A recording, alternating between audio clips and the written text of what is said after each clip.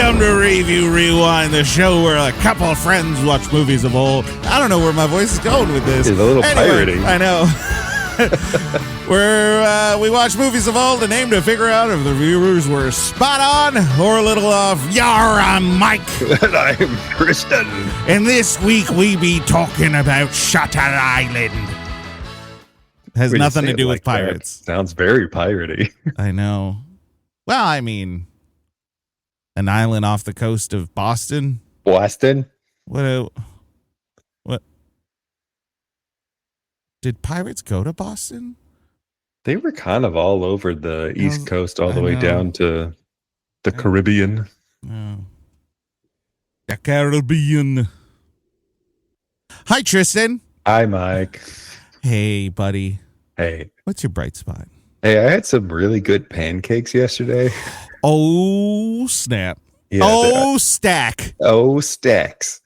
I went to a place and I couldn't choose, but they had a flight so I could get 3 different flavors, and they were the smaller pancakes, which actually when I go out, I prefer the smaller pancakes because when they give you 2 of the giant pancakes, it's like, that's too much pancakes. That's too much. It is. 3 small pancakes, just the right amount of pancakes. Perfect.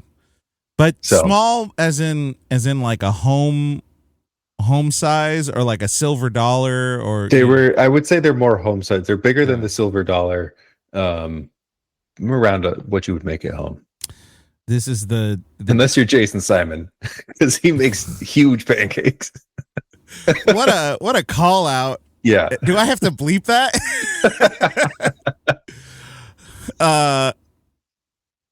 Unless you're Jason. There we go. Oh, but you already did it. I already did it. I mean, we have. I'm sure he doesn't. Of them knows who we're talking about. I'm sure he doesn't mind. He's a character. He's a good guy. Yeah. My bright spot is that October is almost over. I actually enjoy the month of October. This is just like my busiest season for work, and it just happened to coincide with like a ton of gigs and different things going on. Mm-hmm. And as soon as November hits, like November 2nd, it just like simplifies a lot. Yeah. And I'm ready for it. Looking forward to it, man. It's gonna be great.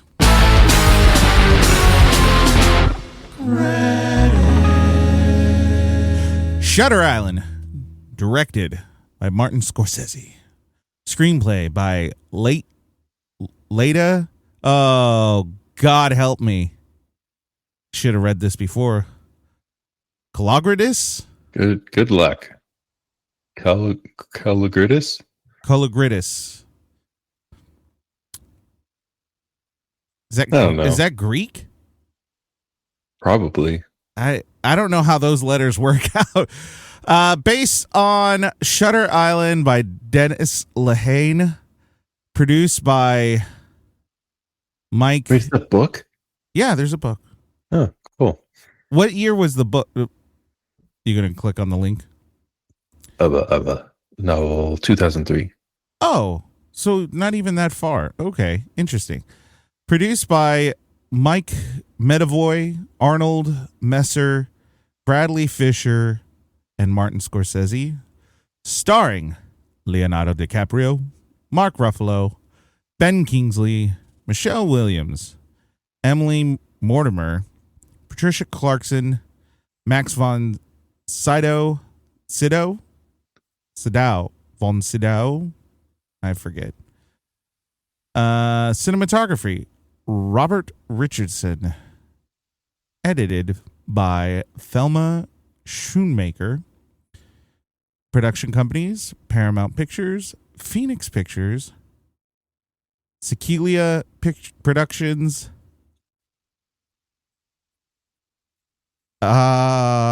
Appian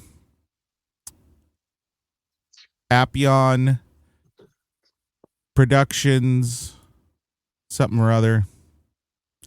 Hold on.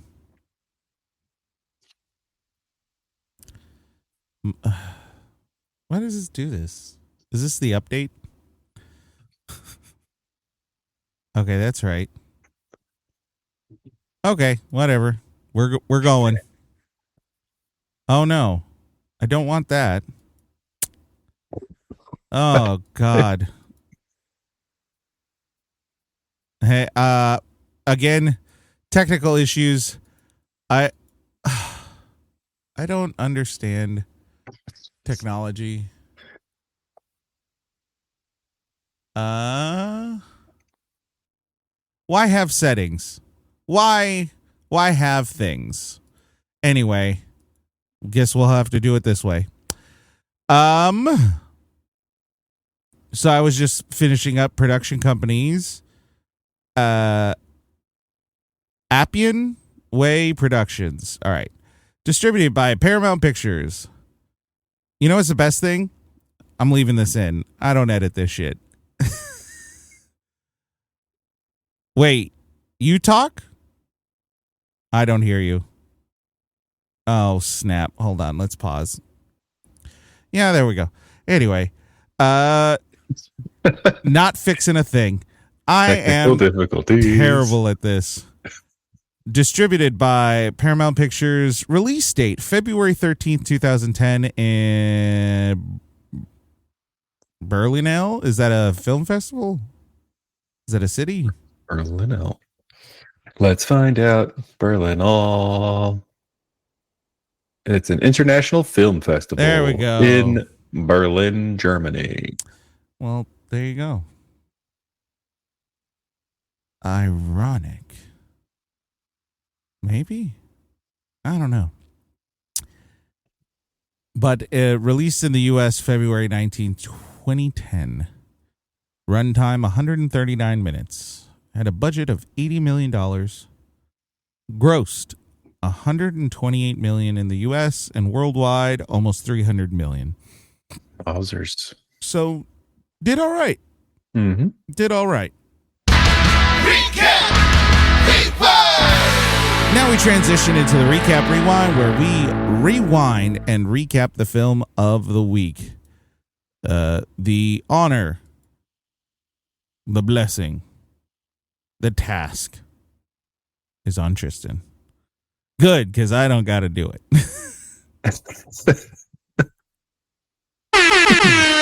Hey! It's spooky season, and that means it's time to settle in for a cozy autumn movie. So grab your blanket and a hot apple cider because it's time to watch everyone's favorite feel-good film, Shutter Island. You'll be shuddering from excitement at this family movie. Be thrilled when you join U.S. Marshal Edward Teddy Daniels, Leonardo DiCaprio, haunted by his service in World War II and the death of his wife from an apartment fire, and his new partner, Chuck Aole. They never said his last name. Mark Ruffalo, as they investigate. Aioli, as they investigate an escaped patient at a federal asylum for a dangerous and mentally unwell, located on a secluded island off of Boston in 1954. The only way on or off is the ferry. Upon their arrival, everyone is on edge, with a patient lost and a storm looming.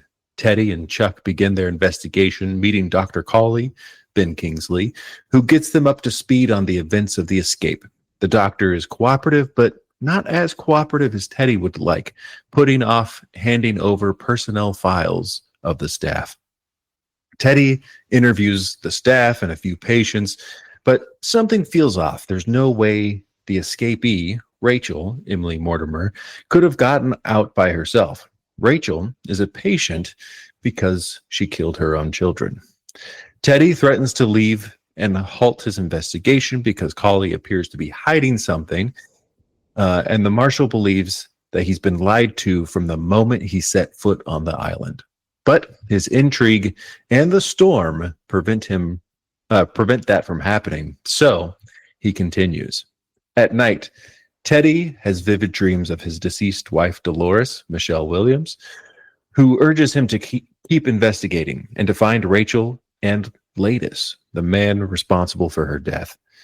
He also dreams of a young girl, Rachel's daughter, who appears in various memories and dreams from Teddy's past.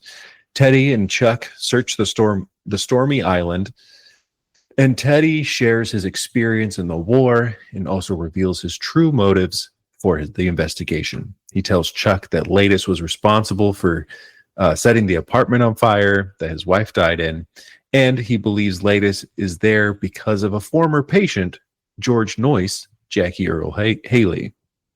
Teddy also suspects that there are more sinister activities happening on the island, including inhumane experiments on patients, and he intends to expose the whole thing. Later that day, Dr. Cawley tells the marshals that Rachel has been found. Teddy goes to question her and see if he can learn anything from her, but is only scared by her insanity. That night, Teddy experiences a migraine, and when sedated, experiences even more intense dreams, dreaming of the war, his wife, Rachel, and her daughter. The next morning, the island is a mess from the storm, and the electric system seems to be damaged. Teddy takes advantage of this opportunity to sneak into the C ward, where the most dangerous patients are kept, to find Laetus. As he gets deeper in, he finds a cell of a man whispering that name. It's George Noyce, beaten and bruised, and he tells Teddy that the whole thing is about him, and he needs to let the memory of his wife go, or he'll never leave the island. There's only one place left that Teddy hasn't investigated: the lighthouse. He leaves Chuck behind, but the tide is too high, and when he returns to the cliff where Chuck was, he looks down and sees Chuck's body on the rocks below. Teddy climbs down, but when he gets there, Chuck is gone. Teddy looks up the cliffs, sees a small cave with a light coming from it. He climbs up and finds the real Rachel, an older woman than who he met before. She was a former nurse, and she tells Teddy that he's in danger and that he will never leave the island. It's been their plan all along to keep him there. That's been their plan all along, to keep him there for investigating their experiments. Teddy returns and asks Cawley where his partner is, only to be told that he came there alone. He doesn't trust anyone now, and all he knows is that he has to save Chuck and get off the island any way possible.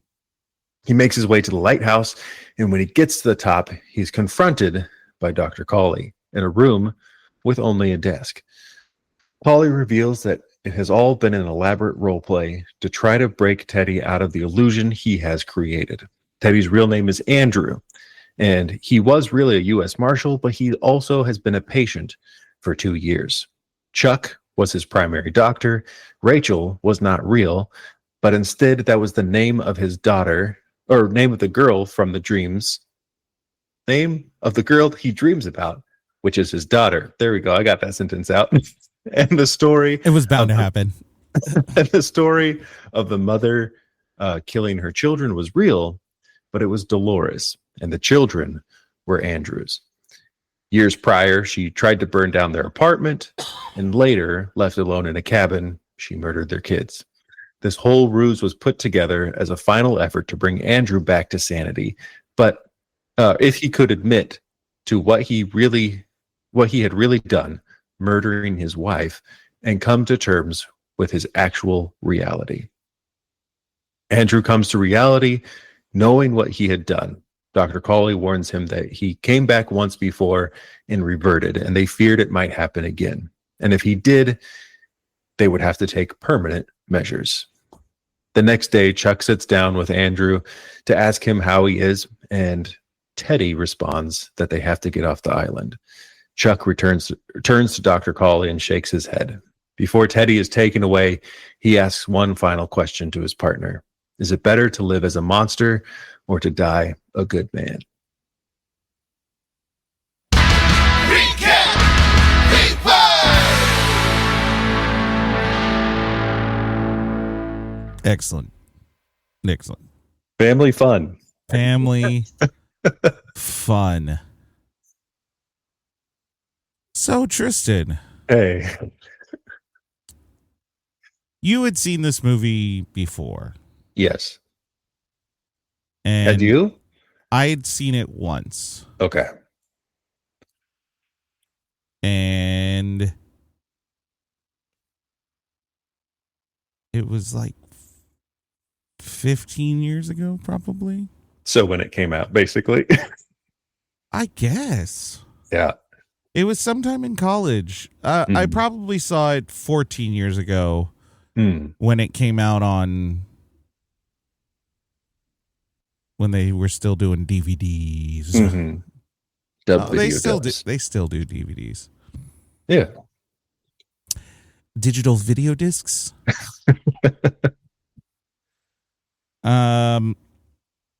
What did you think of the film overall?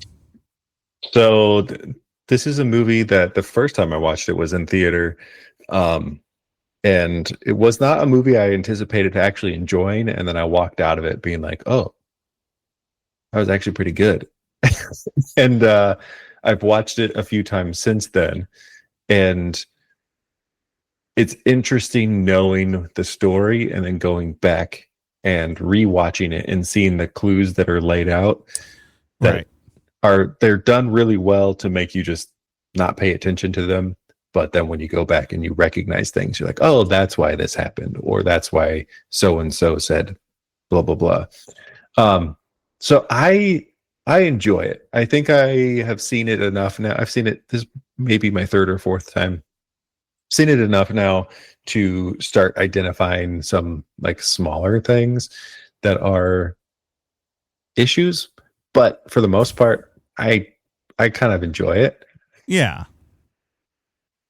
I get that, but I never feel good after watching it. I get that too. Mm-hmm. I mean, I felt fine, but I get it. Uh-huh. I don't know how I feel about this movie. Okay.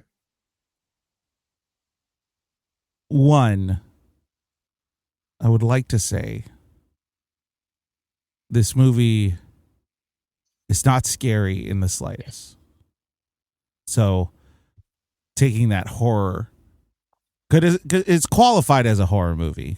Is it though? It is. It is in fact qualified as a horror movie. Because to me, it's always been suspense and psychological thriller. Gotcha. Psychological thriller. I think we'll lean that direction. Mm-hmm.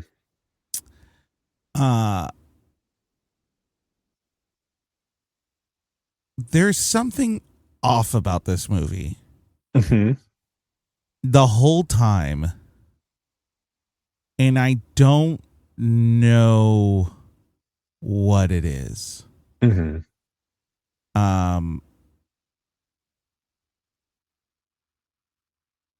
So let's what? Go ahead. I was gonna say, I think that's the point. No, but I mean, not in a good way. Oh, okay.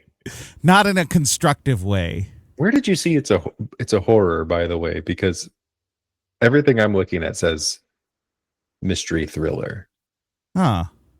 I don't know. I thought I did. There are a couple of uncomfortable moments. It is definitely psychological and I would say that the trailer mystery and thriller, yeah. The trailer gives it more of a like spooky vibe than actually. You're right. I don't know where I saw it as horror, but it is a mystery thriller. I guess I will. I'll rephrase that in this movie is not as thriller as I remember it. Mm-hmm. I actually don't even remember if it is. I don't remember if that's how I felt the first time I watched it. I'll put it like this. This is not the most uncomfortable I've been watching a Martin Scorsese film. Yeah.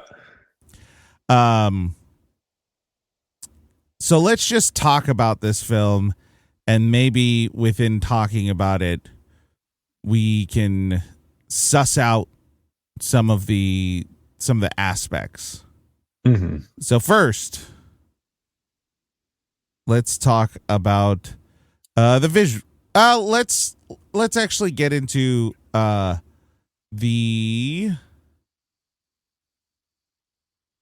music, because I think the music is interesting in that I think it's all classical music and like some stuff from the 40s and 50s. Yeah, I mean, there is like Is there? the theme, But hold on. but there's a lot of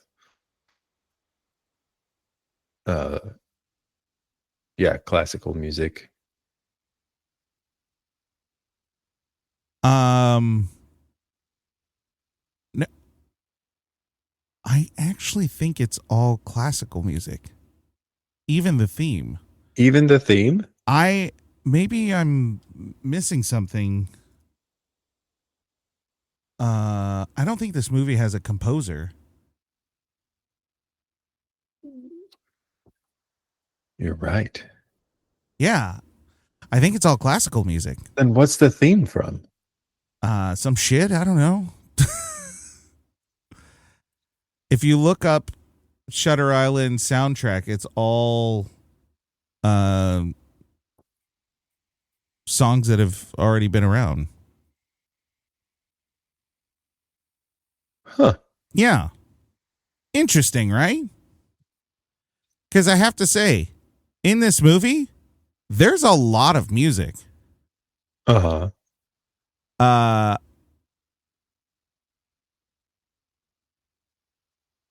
Quite a bit. But a lot of it is music that already existed in some way, shape, or form. A lot of classical music. Oh, yeah. I'm not sure which one would be the theme that you're thinking of. This audio is going to play over your track, so just keep that in mind. Or it sounds like garbage. I don't know. Or nothing happens. You know? You know what? Despite what people think, I like when things don't work. Makes me feel good. This is the theme. That is Symphony Number 3. Passacaglia. Allegro Moderato. If it's playing on my track, I can't hear it because I can't hear my track. Yeah. Well, I paused it. Okay. Yeah, that is true. You wouldn't hear it. Yeah. I'm not going to change it right now. That's fine. I know. But well, it's not classical because this guy has a very normal picture. It's a Polish piece. There's some more modern pieces, but they weren't made for this movie. Yeah, I don't think anything was made specifically for this movie, which is an interesting choice. Yes. So with that said,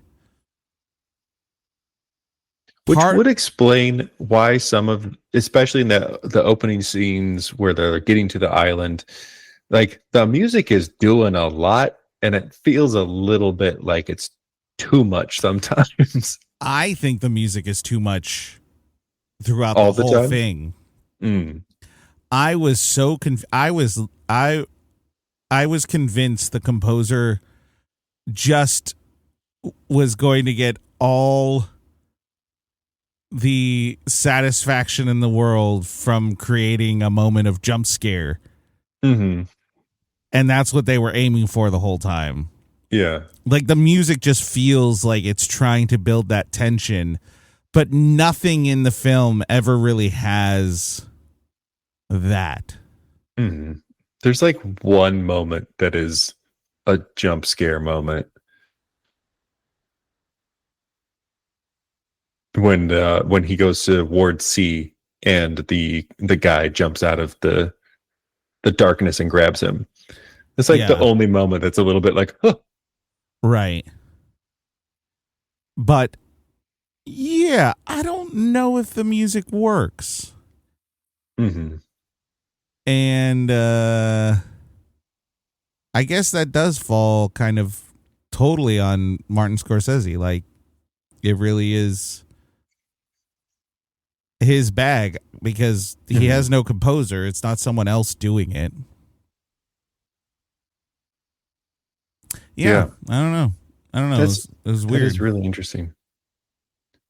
Because I think there are times where the classical kind of works for it, because they're trying to bring in like, this is the song that was playing during this moment, and so like it's a motif that happens throughout. Yeah. And I think that utilization works well. But I would agree that sometimes it just felt like, hey, a lot of the times it felt like this is too much what's happening right now. Right. And it makes sense if they found a track that they like and they edited to the track, right, rather than the track being made for the pacing and the right intensity and everything for the film that's of what's happening. So that might be the first thing that I would mark as something off about this film. Mm-hmm. Sometimes you luck out not luck out, but sometimes people really have a talent for choosing a soundtrack that of existing music to amplify a scene. And Martin Scorsese has had that in other films. This just doesn't feel like that. Yeah, it's from making short videos and stuff. It feels much more like they went on and licensed some music and they're like, this is basically the feeling that we want. Yeah. And did it that way, which feels very indie. And I mean, if I question if this movie was it even meant to. I mean, Paramount was a production behind it. So, I mean, the fact that it was at a film festival first kind of makes me wonder of like, hey, did you guys mean for this to just kind of be a small thing? Right. And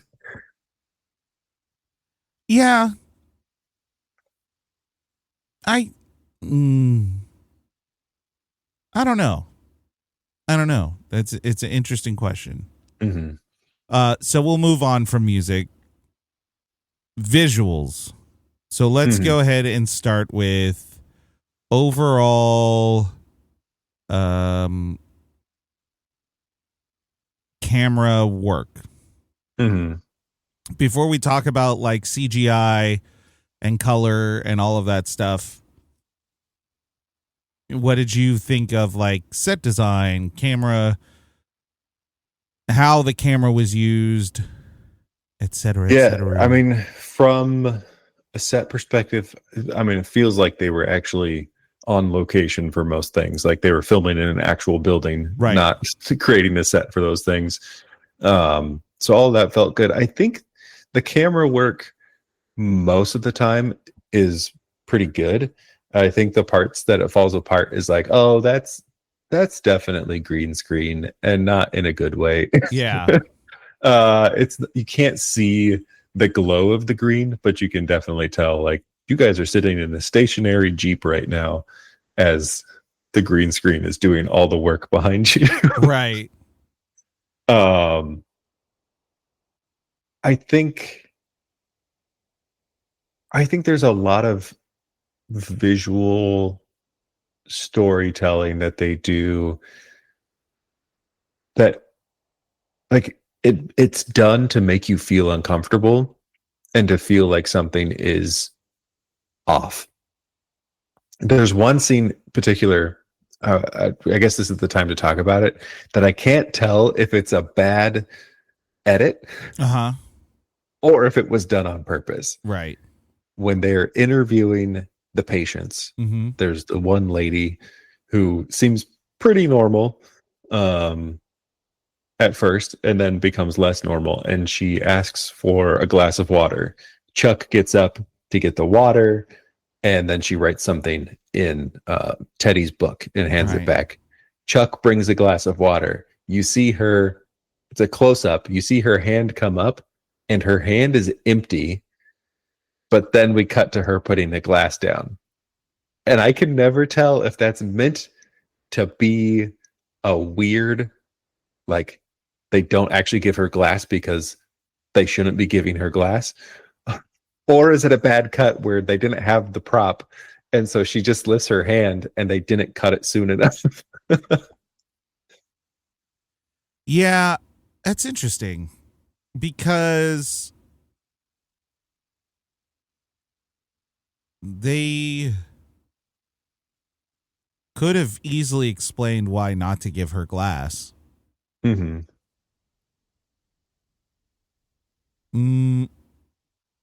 Yeah, interesting. I'm not sure. There's a lot in this movie that I do find that I couldn't tell, like you're saying, if it was the edit because it's trying to be confusing, Mm-hmm. or if it was just stylistically that way, or if it was just bad. Mm-hmm. When he's in the room investigating, that whole scene is very, the empty room where the lady was. Mm-hmm. It was very, there were a couple cuts where something had already happened and then it cut back and then it moved forward. Yeah, there's a lot of continuity issues that I noticed in those cuts. So I just watched the cup scene. That was on purpose. And You think so? Yes, because it feels like it's on purpose, but it's also like, yeah, maybe it wasn't filmed that way on purpose, but then they cut it and they're like, that feels real weird. Let's keep it. I think that what we are seeing is because I think doesn't he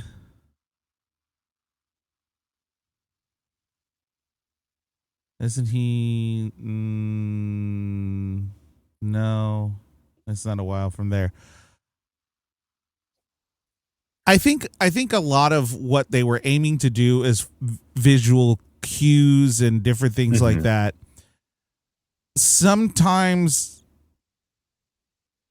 didn't necessarily work, or it felt like it didn't work simply because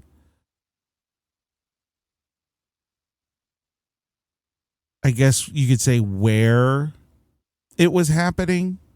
There was no consistency. The idea is that he is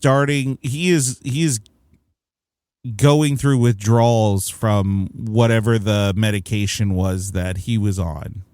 And so he's slowly but surely having a reaction to the deprivation of that drug. And so he has moments where he is in and out of reality. And I think that was supposed to be a moment of reality. And then the glass hitting was purposeful because we're back into his delusion.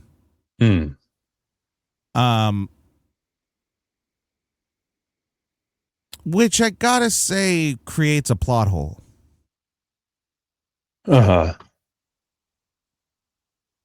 Is the drug creating the delusion?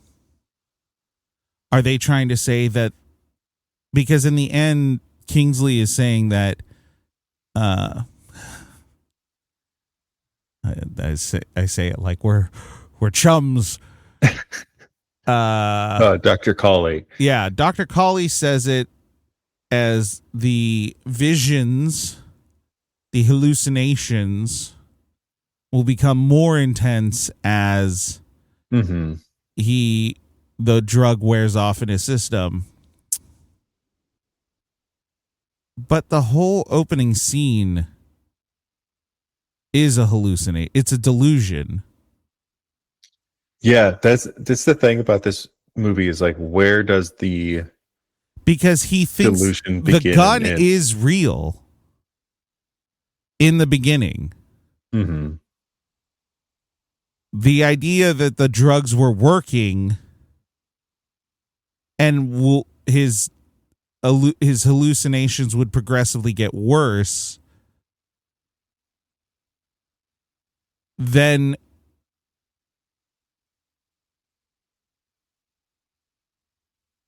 it calls to question a lot of the film. Mm-hmm. So, the reason I say that, well, not the reason I say that, but as I'm saying that, I'm thinking of examples. I don't want to make myself sound too smart here, because I'm not. But as I was saying that, we find Rachel, or the faux Rachel,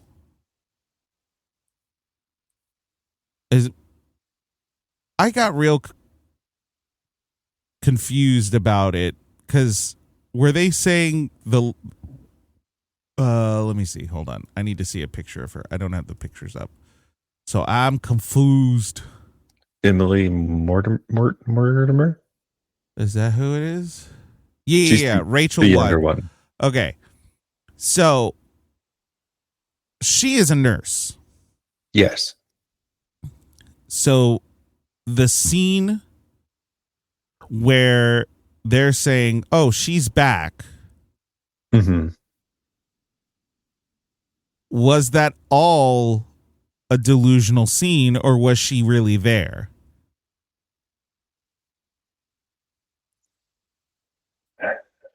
And both answers aren't necessarily good. Yeah. Because that means that while he's halfway through this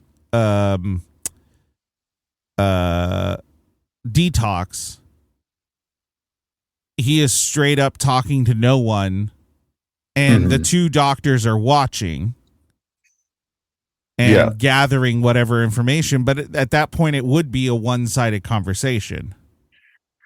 But then she attacks him, and that could be presented in him kind of freaking out if it's him by himself. But if it is her, I don't fully grasp what that response would then bring about from him. So there are certain elements of the storytelling that happen that suggest that a lot of things were actually happening. Because if we think about when we as the audience recognize that delusions are starting to happen, it's when Chuck disappears. Like from that point on, we are starting to experience delusions. I don't think so. Are you saying it happens before then? I think from the beginning. There are visual cues though, like when they get to the island, and Chuck is handing over his gun. No. I know that moment happens. Yeah. I think Chuck is real. I think all of the employees are real. I think the patients are real. I don't think any interaction he has with anyone else is real per se. Yeah, but so the reason I say that is because one thing that Dr. Cowley says at the end. Mm-hmm. Because he says, the missing woman, his case, being a marshal. I might be adding that one. But this is the big one. The storm. The storm never happens. Does he say the storm He didn't does. happen? Every part of his delusion has a storm in it. Right, because at the end he's sitting there and it is tranquil. We're suggesting it's the day after or something, right, like something but there like is that. no And debris. There is nothing. I didn't catch that part. The only action that occurred in that time was the car blowing up. Mm-hmm. Which, when we talk about Teddy, what kind of plan was that, buddy? It's a fucking dumb plan. Just you light the match and then you stand 20 feet away from it and you just draw attention to your exact location and then let everybody stay see you there. run away. Yeah. What a dumb plan. So I don't think the storm is real. Another reason I think that is the case is because of the murmurs that are occurring when he returns. So they have that scene where they have the big meeting and everyone, the orderlies, the patients, everyone is coming out and everyone is looking at him, including the orderlies. And let's see if I can fast forward it, because the problem is it's hard to find quotes of what I'm exactly. So this is right before he goes, right before he drugs the German doctor. Remember when he drugs a guy? Yeah. Do you think he actually did that? Do you think that there was actually a sedative in there and he did that? I mean, at that point, it's really hard to tell what's actually happening or not. They don't make any reference of him like, hey, you drugged one of our doctors. Like right. I feel like no they one would have said called that. him out Yeah. on that. And nobody else was around for it to have happened. Right. So hard to tell if it actually happened. I think if it did actually happen, there should have been some form of reference to it. Right. Okay, this thing that I'm reading says that the violent storm is not real. It's a hallucination created by Teddy as a manifestation of his psychological trauma and discomfort with water. In reality, it was just raining, and the staff amplified the storm's effects with props to enhance the delusion. Okay, so,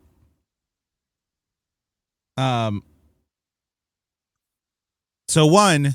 Right, because he's always making excuses for why he can't leave the island. Right. Because he can't actually leave the island. Right. But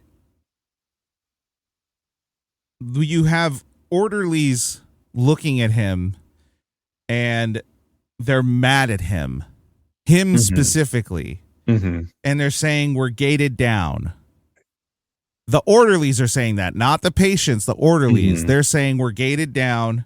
And another one is trying to calm her down and says, "Oh, no, we're fine. We're okay." That was the clue for me, because it was immediately, oh, they're not in this basement area. They're not doing all of this because they have to because of storm. They are doing this as part of the act. The other thing that was getting me was the lightning, because the light flashes were too big, and then the light flashes were happening when certain things were occurring, and so it was like, oh, the light is a trigger. Because the light happens again near the end. Yeah. Mm-hmm. When he finally realizes it and he passes out, Mm-hmm. the light is shining on him. Mm-hmm. But there's a problem with that theory a little bit, simply because when he's in the cave talking to the older Rachel, Mm-hmm. the doctor, that also happens. When he's passed out and she wakes him up, it's a flash of light. But theoretically, he would be by himself. Uh-huh. So who's flashing who's triggering him? Nothing would be triggering him. Yeah. Unless, actually, something would be triggering him because he didn't actually climb down the mountain. Mm-hmm. He didn't climb down that. He didn't go down there. He probably didn't even go out there. That was probably somewhere on campus. Mm-hmm. Yeah, because they had a whole recording of his conversation with Noise as well. Noise. Noise. It's noise, guys. Noise. Which means that like the power going out wasn't a thing. That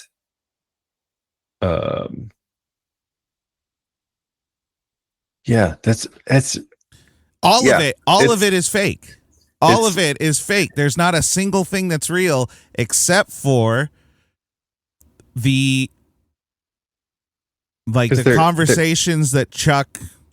Yeah, there is an element of the role play that actually does happen. Right.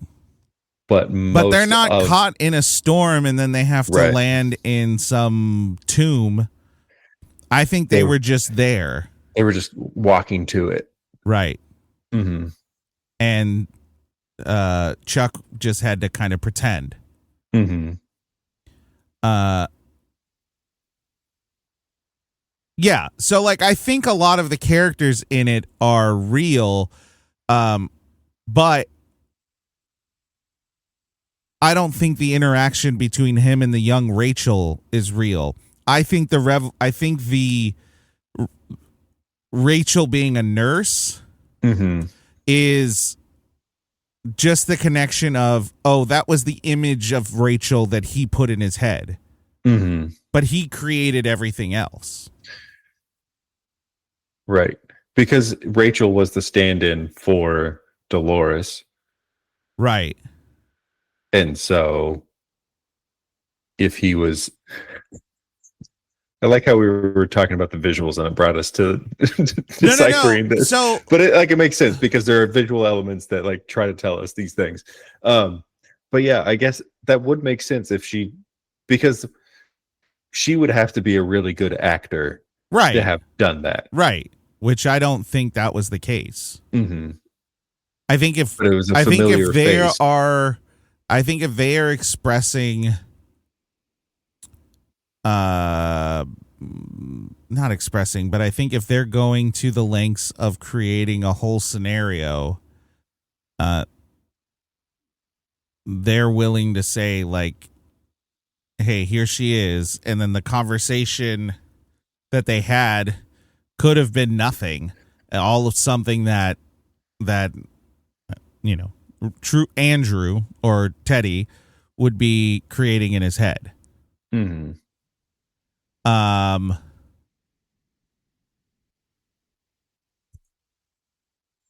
It would then make, well, you know, it's so funny because like one of the giveaways kind of the whole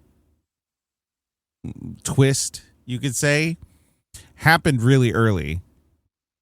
And it wasn't even, you know, the glass, the editing where it feels like it was when Teddy interrogated Peter Breen, the guy who killed his mom's or his parents' health keeper. I forget how they said it. Yeah. Because Teddy started to scribble and he knew that irritated him. Mm-hmm. Why would he know that? Mm-hmm. That's not an interrogation tactic. That is a tactic of someone you know. You know that bothers him. How would you know that? You wouldn't know that. I mean, there's tells even before then, like right, but that felt like one of the big ones of whenever he asks, he's very aware of who this person is. Not just read the file, he knows who this person is. Mm-hmm. When they ask, I don't remember what Chuck's actual name was, but when they say, "Oh, the doctor so and so," and they ask like, "Oh, where is he?" or "Who's that?"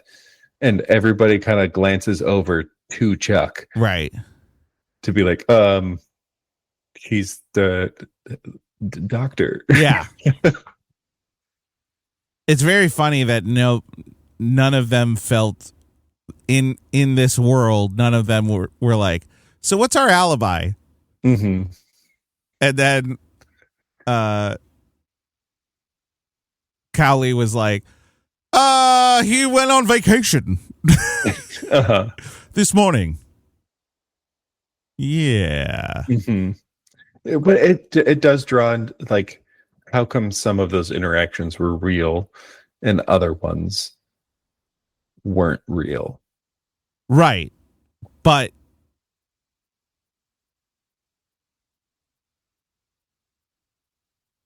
were they?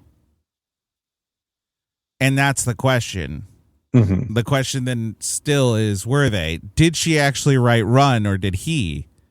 Like, he probably wrote it, but like, why would we see her looking over at Chuck unless he already had it planted in his head that Chuck wasn't who he said he was?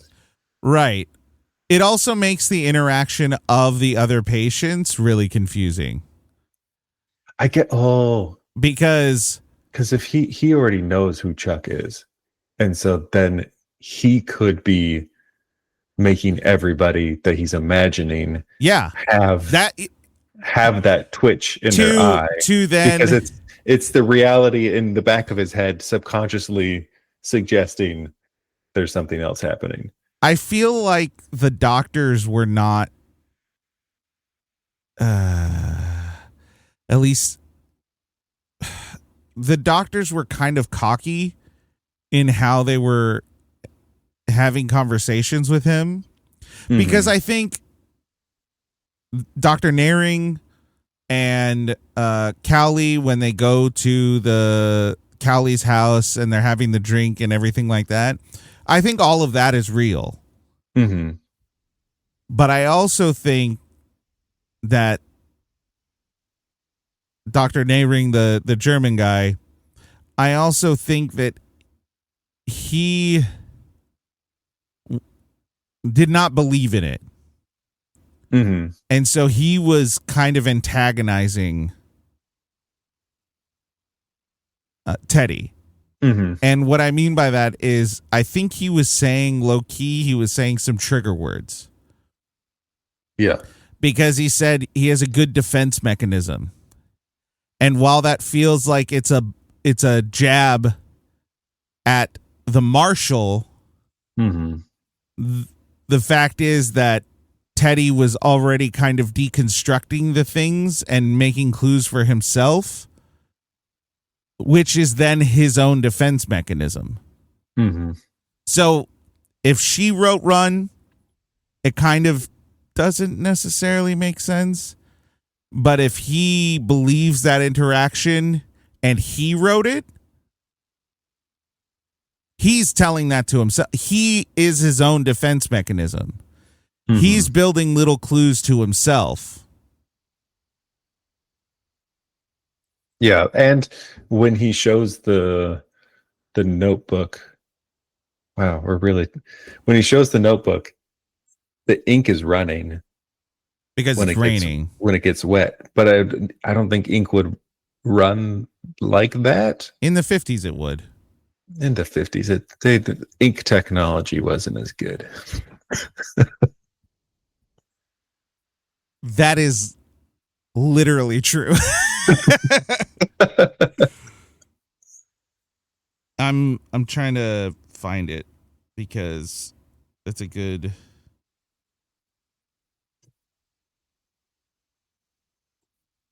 I think it's right here. So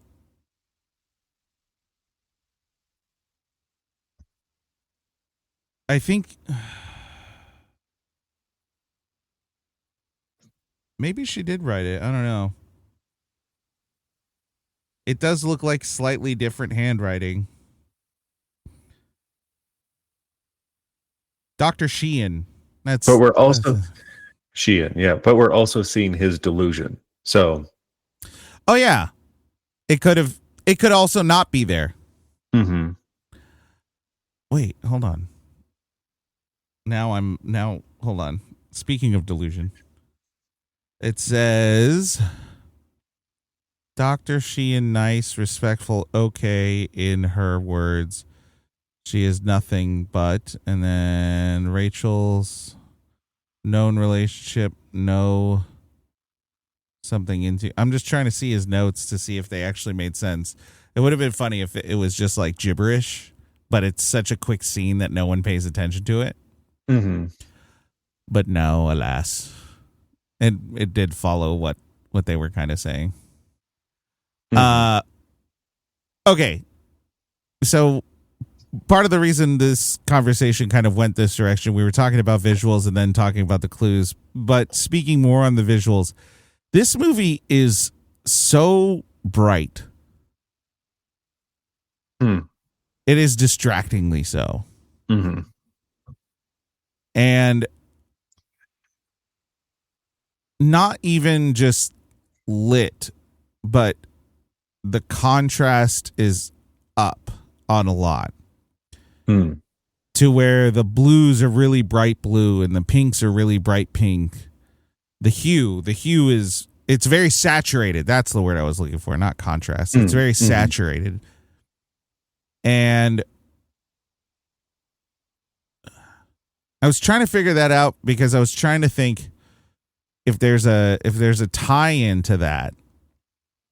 But there's no consistency in it. Because there are moments where the saturation's really high, and then there are moments where it just looks normal. But there's no like rhyme or reason for it. From my perspective in watching it. Yeah, that's curious. I wonder if some of that is from, because like his dream is really high contrast. It's really saturated, yeah. Or saturated. But then there are moments throughout the film where it's not a dream, but it still has the same kind of tension behind it as far as that color. It could be, there could be a subtle visual element showing us delusion versus reality. Right. Which was my original assumption. But then also it's just really bright in that, you know, when which I think might be the fact that none of it is real. So like everything that's happening in C, I don't think it's a power issue. I don't even think the lights are off. I just think he's seeing it that way. Because when he's lighting the match, I know it's a camera thing because they're trying to light him in particular. The match does nothing. Yeah, but there's a lot of light that comes from the match. Well, yeah. I mean, he's lit well enough even previous to that. So I think it's all in his head. Which they're giving this patient, if another reason why I'm like, maybe the matches are fake. Except for Noyce says your match is going out. Unless his delusion is also linked up there, like he's just playing into the delusion. Like he knows that no, but they had that conversation recorded. Like right, that, but my point being is the like match really would have been there. No. My point being is like he could have seen Teddy like doing the motion, not having anything in his hand because he's having a delusion, and he's just saying your match is about to go out, not really knowing whether it was or not. Yeah, but he's aware of The delusion because he's interacted with him before. Right. That's what I mean. That they've Yeah. had He knows this, his issues. and you know what? Maybe they've had this conversation before. Because he's the one who's telling him, like, hey, you got to let her go if you want to get out of here. Right. Like, he knows. Yeah, he knows the truth. Mm-hmm.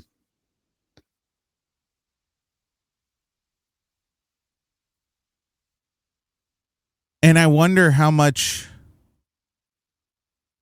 what he's saying also.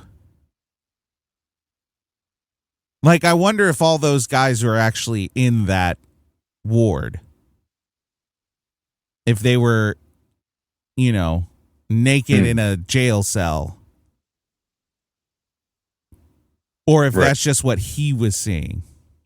Yeah, if he was making it more extreme. Right. Because the guy who he attacked or vice versa just seemed to be playing a game with him. Mm-hmm. And was none the wiser to what was happening. Right. And it makes me wonder if that C ward was actually as closed up and chained down as he was making it appear, or if it was just another ward where everyone seemed to have a bit of freedom within themselves, because all the patients who were in the gardening area had tools. So it wasn't as though they were they weren't allowed to use tools. Like the lady who shushes him in the beginning. She could have not been real completely. It's true. Like, he just could have made that up whole cloth. There's so much of this movie that's just questionable, and visually it just felt really bright. It just felt like a really bright movie. There was no scene that felt dark, and even when it's supposed to be. And there's that element of darkness is good, because especially in a thriller, because you feel like people will kind of have to really focus in and keep their attention on the screen, and those are the moments for the jump scares and different things like that. But this movie was so bright, I never had that tension, even in that scene, because it was like, well, he's going to jump out of there because there's only one place he can jump from. Yeah. Like, it's going to happen. Yeah. There has not been a single scene where there was a dark corridor and we finally have one. Gosh, I wonder where he's going to jump out of. Yeah. It's interesting because I don't know. I think we're used to, especially now, people have been more comfortable making scenes darker. And I know back then some movies did that as well, but movies tended to be lighter even in dark scenes. So that could just be the way they decided to light everything and how they decided to set the settings on the camera to be that way.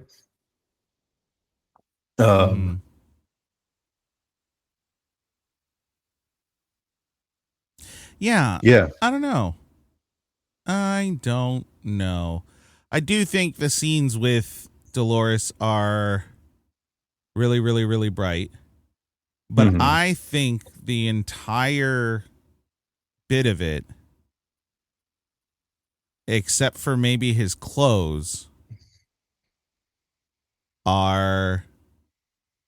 it's all made up in his head. It's all the delusion. Okay, hold on. This is good. This might be tricky. I don't know.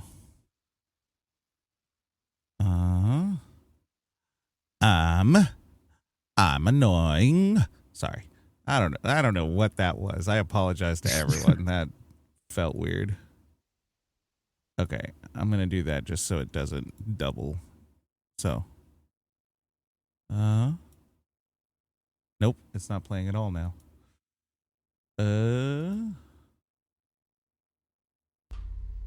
Can you hear it? Yeah, I can hear it. Okay. So this is the scene where they're having the meeting.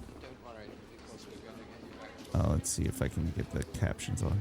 Yeah, there's always that backlighting that is brighter than everything else. Right. Where have you been? Just wandering, just looking at your island. Oh, I forgot you're leaving, now that Rachel's been found. For sure, yeah. Big meeting. Oh, yes. Apparently, there was an unidentified man in Ward C yesterday. He subdued a highly dangerous patient quite handily. That's so. It seems he had a long conversation with a paranoid schizophrenic, George Noyce.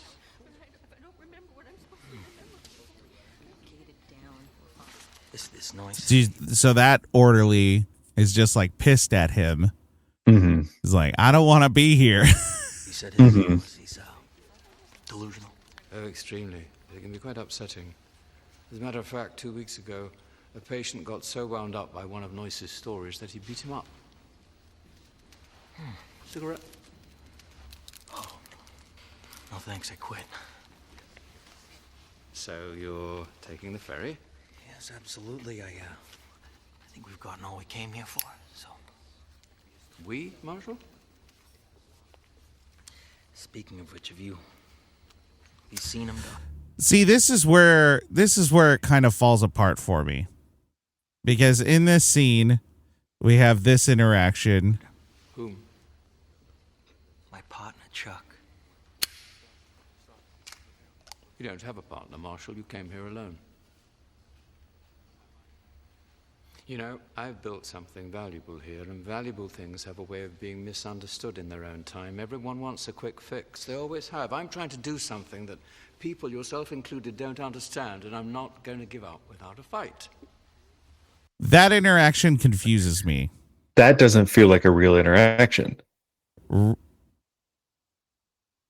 That could be the case. Mm-hmm. Because that is coming from a perspective of everything Is that right. Rachel 2 told him in the cave Is correct. is correct, and then this is like reinforcing that. Yeah. And that's where some of this movie is a struggle for me, because the continuity I don't know how you could do it. It would be confusing always, but then you find yourself in a position where you have characters who are going to do something that is out of their character for the sake of the twist, I guess. Mm-hmm. For the sake of the confusion, and that's where I don't understand, because in his plot to snap him out of it. No, I think it's a real interaction, because he's trying to convince him to go to the lighthouse. That's true. Because he would have heard the Rachel 2 conversation. Right. Or he would have heard the conversation. He heard the conversation with George, who they talked about going to the lighthouse. Right. And so I think he's trying to figure out a way to get him to go there. And I think he's thinking, okay, confirm his suspicions. Mm-hmm. Or at least make him feel that way. Mm-hmm. And I think that's where the real interaction, where I think it is a real interaction, because all of everyone else's reaction is real. Mm-hmm. We're starting to see through everybody the delusion, else, yeah. And you have one patient who's saying, I don't remember what I'm supposed to say. Mm-hmm. As in, he doesn't remember the lie. She doesn't remember the lie, whoever it was. And they're supposed to be avoiding him, but they can't help it. They're looking at him. But even the orderlies are, because they're annoyed that they've been stuck in whatever situation it is. And yeah, I think that's a real interaction. Because he would, but here's the thing.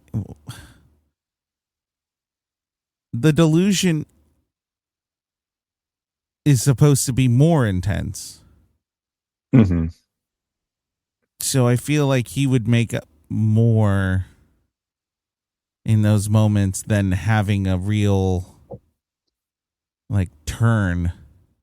Yeah, because they're telling him that getting off of the stuff makes the delusions less, but he's been doing it for 2 years on the medication. So, like, wait, is that what they said? Did they? No, because he said the delusions are going to get worse. As he is detoxing. As he's detoxing, not because he's. No, but he's been taking it for 2 years and still had the delusions. Right, exactly. That's where I'm confused. Yeah. That's where I'm confused, because is this drug helping him, or is it making it worse? And they're saying he's still violent, he's still this or that or the other. So maybe this drug is making it worse, and they don't know how to fully test it. I don't know. Alrighty. Anything else about the visuals?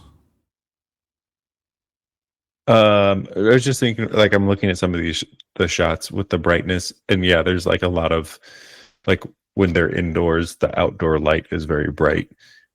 Yeah, it just kind of looks like they didn't use an ND filter. But also, whoa, buddy. The backlighting is like they're going very film noir. Yeah, with that lighting, and so that's why there is some very bright contrast happening. Anyway, yeah. I think we can move on. Oh, that's a fun thing. I don't think I saw that. Oh, I wonder if that's actually in the movie or if that's just a picture someone took. There's a shot. There it is. I share with you. It's from the beginning of the film. And the back area. They're not that. They are not far from shore. No, they were in the fog earlier, and it made it seem like they were way out in the middle of nowhere. And they're not. They're not far from civilization. And I think that is another big thing to express, that all of this is in his head. He took like a scooter ride, basically, but he turned it into 15 miles. Right. You know? Interesting. Yeah. I think it's all in his head. I don't think this island is what he makes it out to be. Mm-hmm. I don't know. But I don't know if that's on purpose or editing or what have you. Well, yeah, also, it's not just the fog. I feel like the ferry is coming from the other side of the island or something, because they have the shot and it just looks like a vast ocean. Mm-hmm. But I think that's just in his head.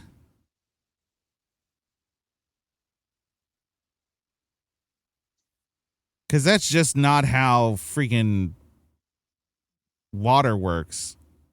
Like, they're making it seem like it's you're going from one of the islands in Hawaii to the next island, not Long Beach to Catalina Island. Right. Which that I think is more reflective of what it is. Right. And there's just a lot of shots that I'm just like, I don't What? How is this happening? Oh, interesting. A lot of the buildings and stuff were actually miniatures. Oh, that's cool. So like if you look through the pictures, Oh, yeah. That makes sense. I'm trying to find a shot from when they're like getting to the island. Because yeah, this shot. Look at this shot. Where the fuck are they? yeah, it looks like they're in the middle of the ocean. It looks like Jaws. Like they've been sailing for a day looking for this shark. Where are they? Hey, I also know it's the 50s. Everyone smokes way too much in this movie. Good God. Mark Ruffalo wakes up Leo and immediately gives him a smoke. Okay, I'm looking at a lot of these. There's a lot of these behind the scenes pictures where there's like a lot of actual like green screen sets and like blue screen stuff. Uh-huh. So I'm actually very impressed with how well they blended some of that stuff. And there were some that you could tell, like the lighthouse, there was a couple of shots where it's like, that lighthouse isn't really there. Oh, yeah, that's all miniatures. But looking at how much was miniature or set. Oh, wow. Is actually much more impressive than. Oh, yeah. Like all of it was miniature. Oh, yeah. I don't know who that is. Such a funny picture. They have the big old Panavision camera and then just people holding flames. And Leo has the light, the match right in front of the camera, but he looks bored as hell. Alrighty, let's talk about the people in it. So let's start with old young maybe blue eyes. I don't know what color his eyes are. I think they're blue. You know, the other Frank Sinatra. Leonardo DiCaprio is too young and too old all at the same time, and I don't fully grasp how he's doing it.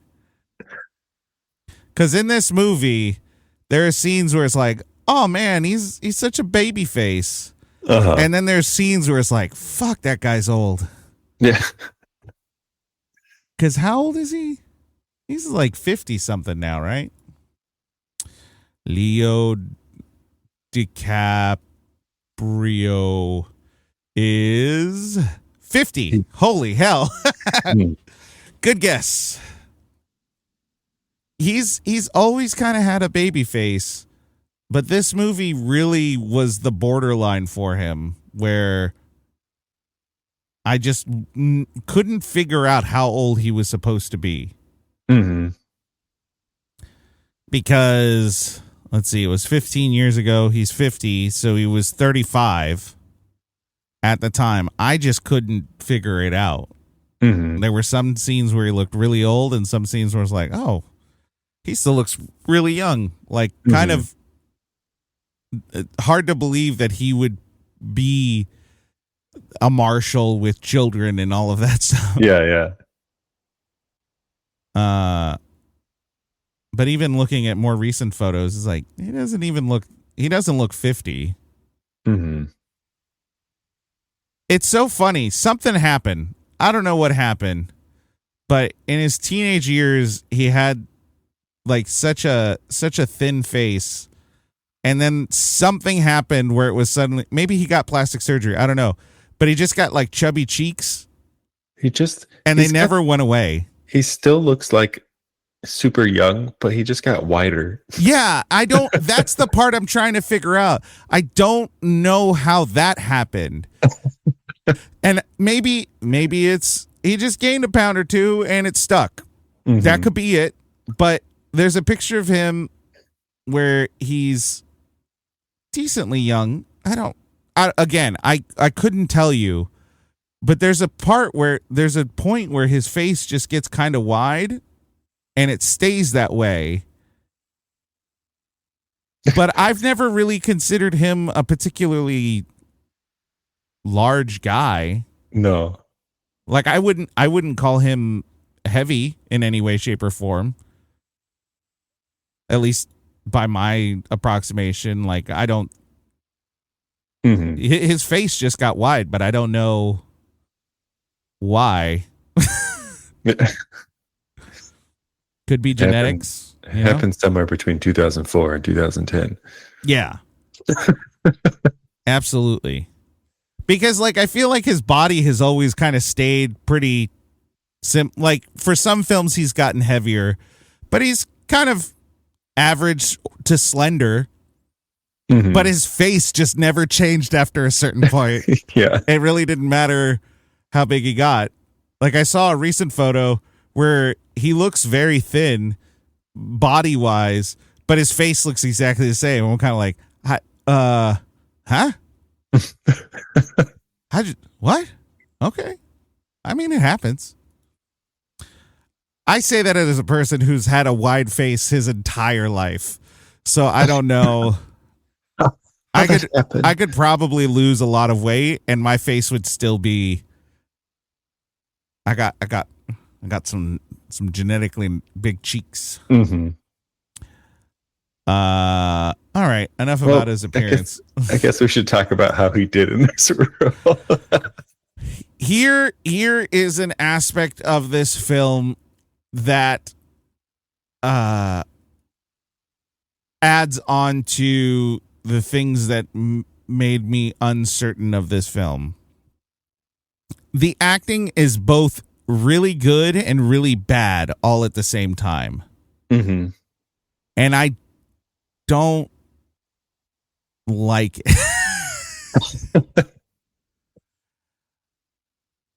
Yeah. One, it's a historical piece. It's taking place in the 50s. Mm-hmm. Two, you got a place like Boston where you got people talking particular ways. Mm-hmm. And then three, it's all technically in the head of this one character. Mm-hmm. Ben Kingsley, I think, did great. I think he was the one that there was never a point where I felt he was overacting or underacting or anything. I thought everything he did was pretty nuanced. Mm-hmm. Leo as Teddy, there were parts where I was expecting them to be like, yeah, see? You know what I mean? Like it was melodramatic, also emphasizing the Boston accent and whatever it might be. I don't know. Actually, can I say this? I know I can because I made this show, so I bet I can say it. I think he's from LA, so that's another thing. He's 6 foot tall, so he's not a particularly small guy. This movie felt very Kubrick. It was like a Martin Scorsese approach to a Kubrick-esque film. Where there are aspects that just drag. Kind of, that's the point. And there's a bit of melodrama. There's a bit of opera to it, while also trying to present itself in this cemented, rooted world that we are in. Right. And I say that because, we watched The Shining and it felt like the movie really started the second or the after the first third of the film. Mm-hmm. Like the first third of the film kind of had to just drag along, and then the movie started. Right. This movie feels that way. And it feels that way even with Leo's acting. Mm-hmm. The first third of this movie, it really was, so what school of acting is this? Like, what are we trying to do? A soap opera? Are we trying to do a noir crime film? Are we trying to do like a mobster film? And then after we crossed the first third, then it got to a point where he felt very rooted. Nothing he was doing was very over the top.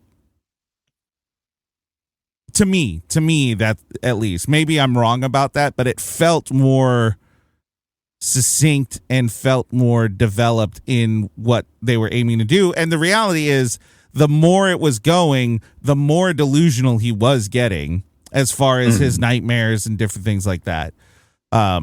Even though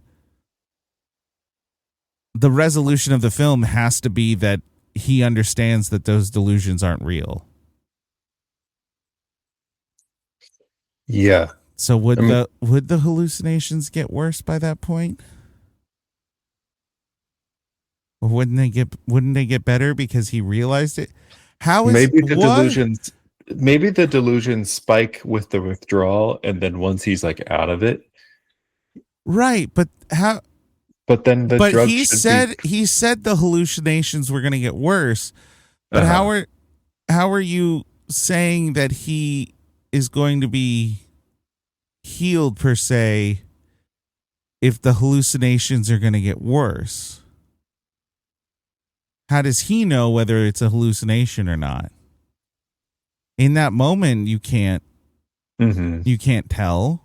Mm-hmm. Even if you have the wherewithal to be like, okay, I am a paranoid schizophrenic, which I believe is that is the condition that one of the symptoms is hallucinations. Mm-hmm. If that's what my brain is, I know that these things aren't real. Mm-hmm. But then when you see them, I don't know if you can have that presence of mind to say it's just fake. Mm-hmm. Because I think the problem with the condition is that the line between reality and your brain's ghosts, they blur. Yeah. It blurs. So like how is this solution possible? Without medication. Uh-huh. Or without is that am I thinking about this too much? Isn't that a problem? But it does make it question of he's been having these delusions for 2 years. He's been taking the drug for 2 years. And now that he's having withdrawals, is it the withdrawals that are making the delusions worse? And then once he's out, he'll be fine? Or is it? And the only reason I'm thinking about this more is because Cowley says they're going to get worse. Mm-hmm. That's the only reason. If he didn't say that line, I don't think I'd have this problem. My guess, if I was to just like try to make sense of it, I would say that it's that the withdrawals are going to get worse, and therefore the delusions get worse because of the withdrawals. Right. Because when he gets out of it and he gets to the end, he's making a choice. Well, and also on that note, we don't know what has happened as far as when he wakes up. Right. They could have sedated him for a week and allowed the drugs to get out of his system. And that was him coming to from that. Right. We don't know. We assume that this is like the day after the lighthouse scene, but we don't actually know. So like there is ambiguity there. That all said, I think the concept of Teddy is a really interesting concept. Mm-hmm. I think Leo did a really good job after a certain point. And the where I feel that he may have not done a great job may be directorial rather than acting. Because they were really trying to get that more vibe. I'm burping at the same time, so I feel like I just said like feel like I barked. That noir vibe. But I feel like they were like pushing it, so it exaggerated a little bit. But it was also, the CGI also made it kind of hard to dive into it a little bit. Anything you got on Leo or Teddy? Because we'll save the ending, like the conclusion of him. We'll talk about that in a second. But the start, the overall concept.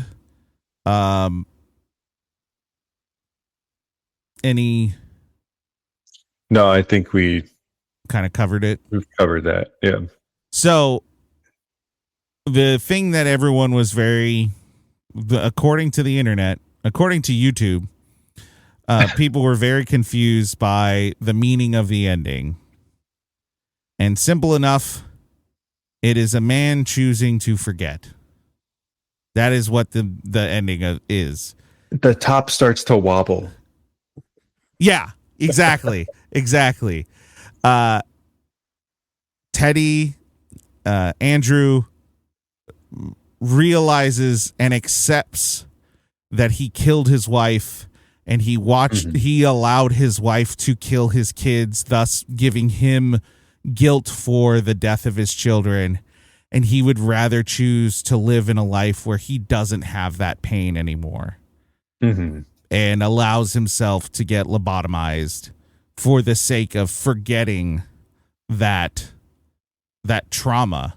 I also think that he's also doing that to forget the trauma of what he saw in the war, because what he saw in the war was horrific.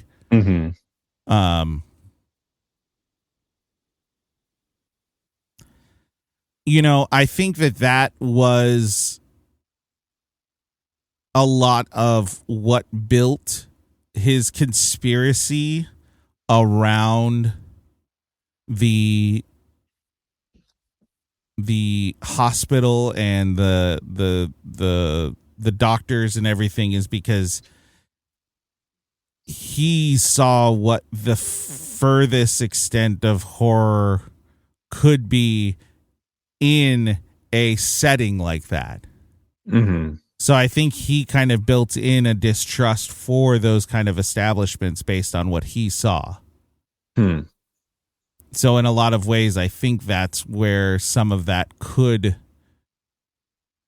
come up.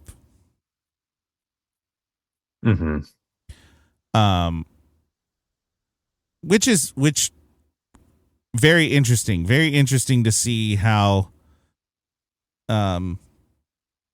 people create a story to process what really people can't see.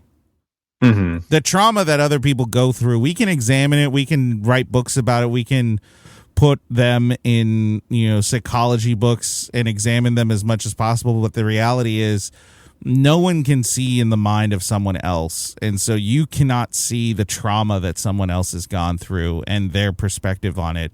And so you find yourself in a place where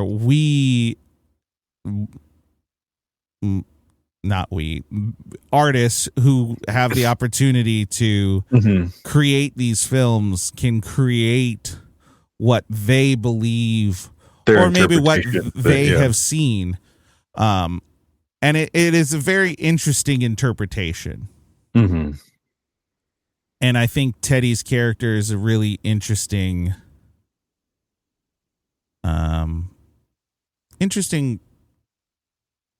observation on what that trauma could be or what that trauma could create.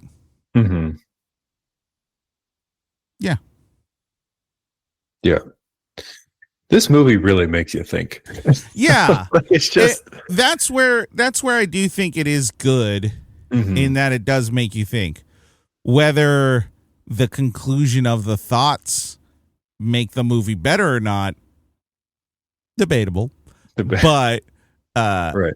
I do think that it is interesting. Like, this movie's interesting. Whatever my opinions are, it is objectively an interesting film. Interesting thing, yeah. My thought on the end is, to me, it's more clear because we made the connection and we've talked about it before of the similarities of things. I think the ending of this is less ambiguous than the ending of Inception. Heck yeah. Because he's saying all the things that the character of Teddy would say, but him saying that last line to Mark Ruffalo is out of character for Teddy. Right. And he is acknowledging, like, hey, what would you choose? And like, yeah. So he's definitely making that choice to yeah. So let's talk about Mark Ruffalo.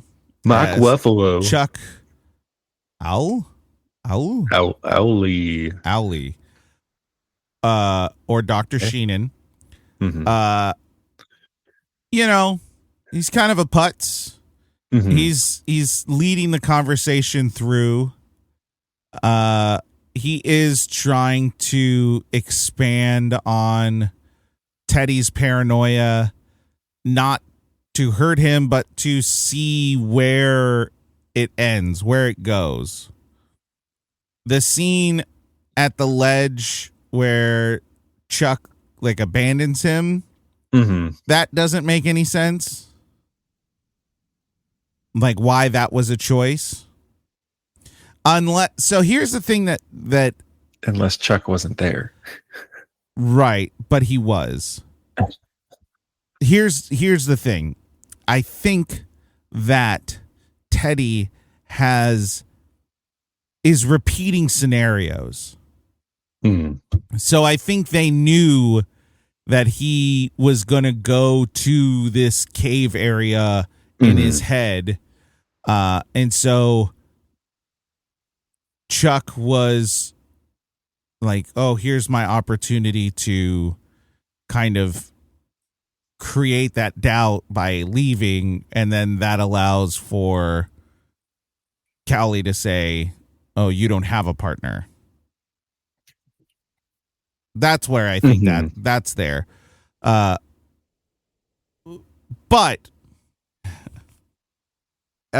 everyone, Callie and him, both feel like, you know, good doctors. They're trying to help Teddy a lot. But I think Chuck is the one who says it as Dr. Sheenan. Or maybe Callie says it. I don't know.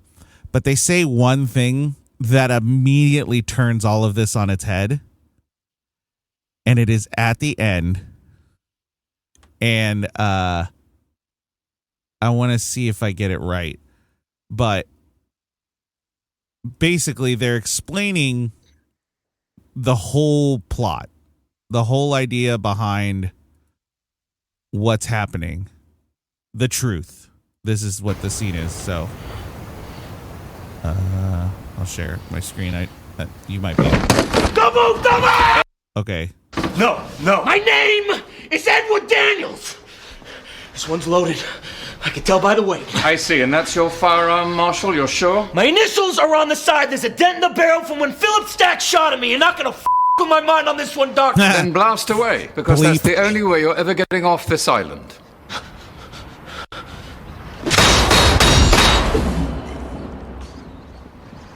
Andrew, please don't.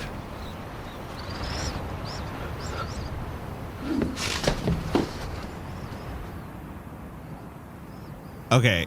Speaking of visuals, that shot is kind of funny. Oh my God.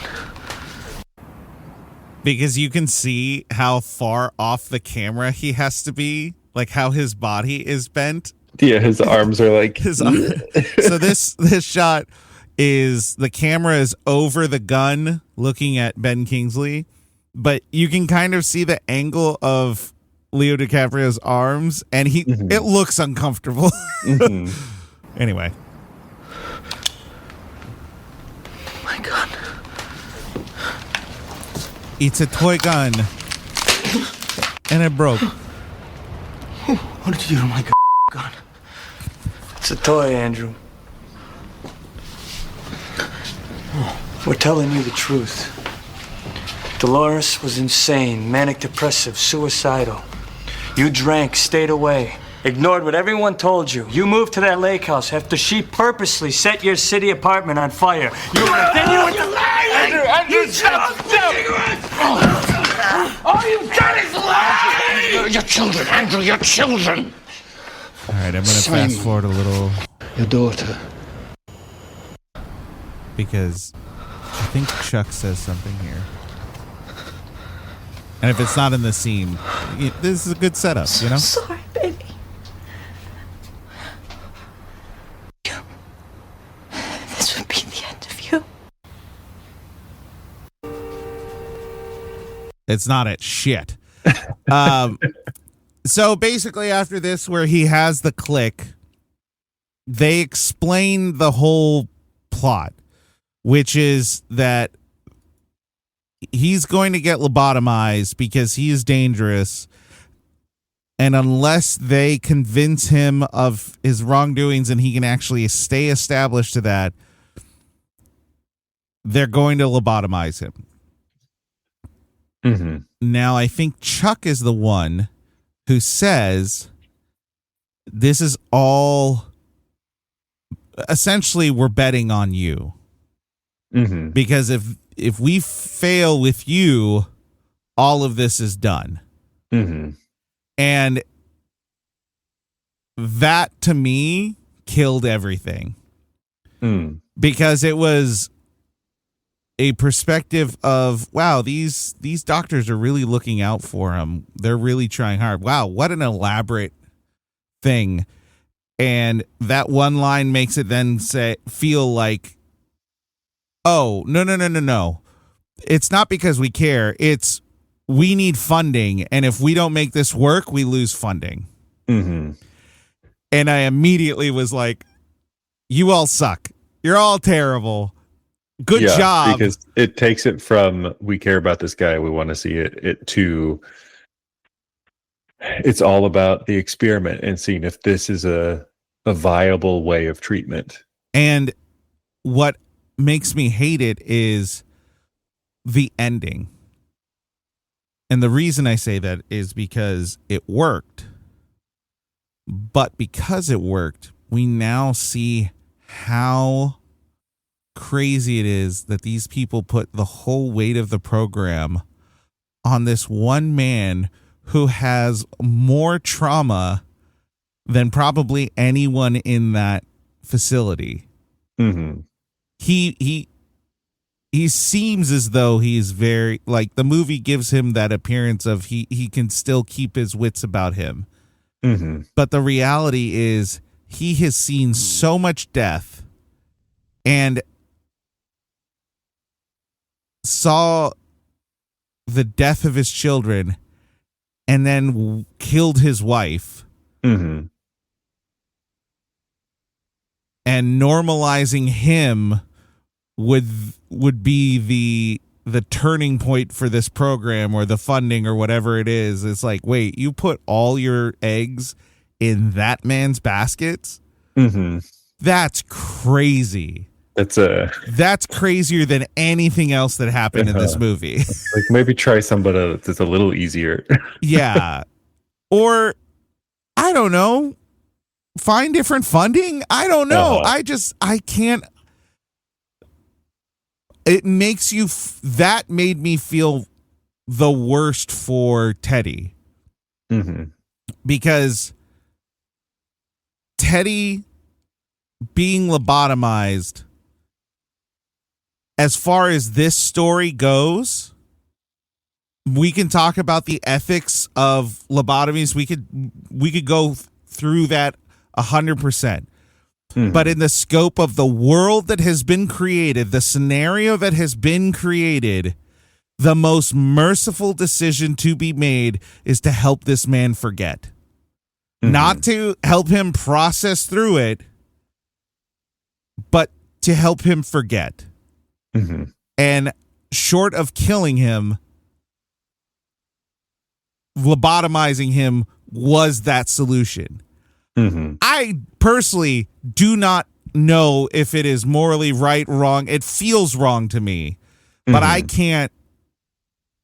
This is a choice he makes, Right. which then makes me go, can I be really mad about that? Because it was a choice he made in the same way that, you know, someone who has terminal cancer, who has 6 months to live, and it is a guaranteed, whatever they choose for their outcome, it's their choice. Like I can't have a moral high ground on that. So I feel like forced lobotomy, awful, terrible. That is not something we could do. But if someone is so trauma ridden and they say the best thing for my life would be for me to just kind of live a little bit without these feelings. I don't know. I know that this is not the podcast to make this moral proclamation, but like I don't know what I can feel about that. Yeah. But in this movie, how it is presented, it feels like the right choice for him. It feels like the most merciful choice. But here's where it gets like insidious a little bit. That merciful choice that he chooses, by their description, is a detriment and could to everyone else. Be negative to everyone, including him.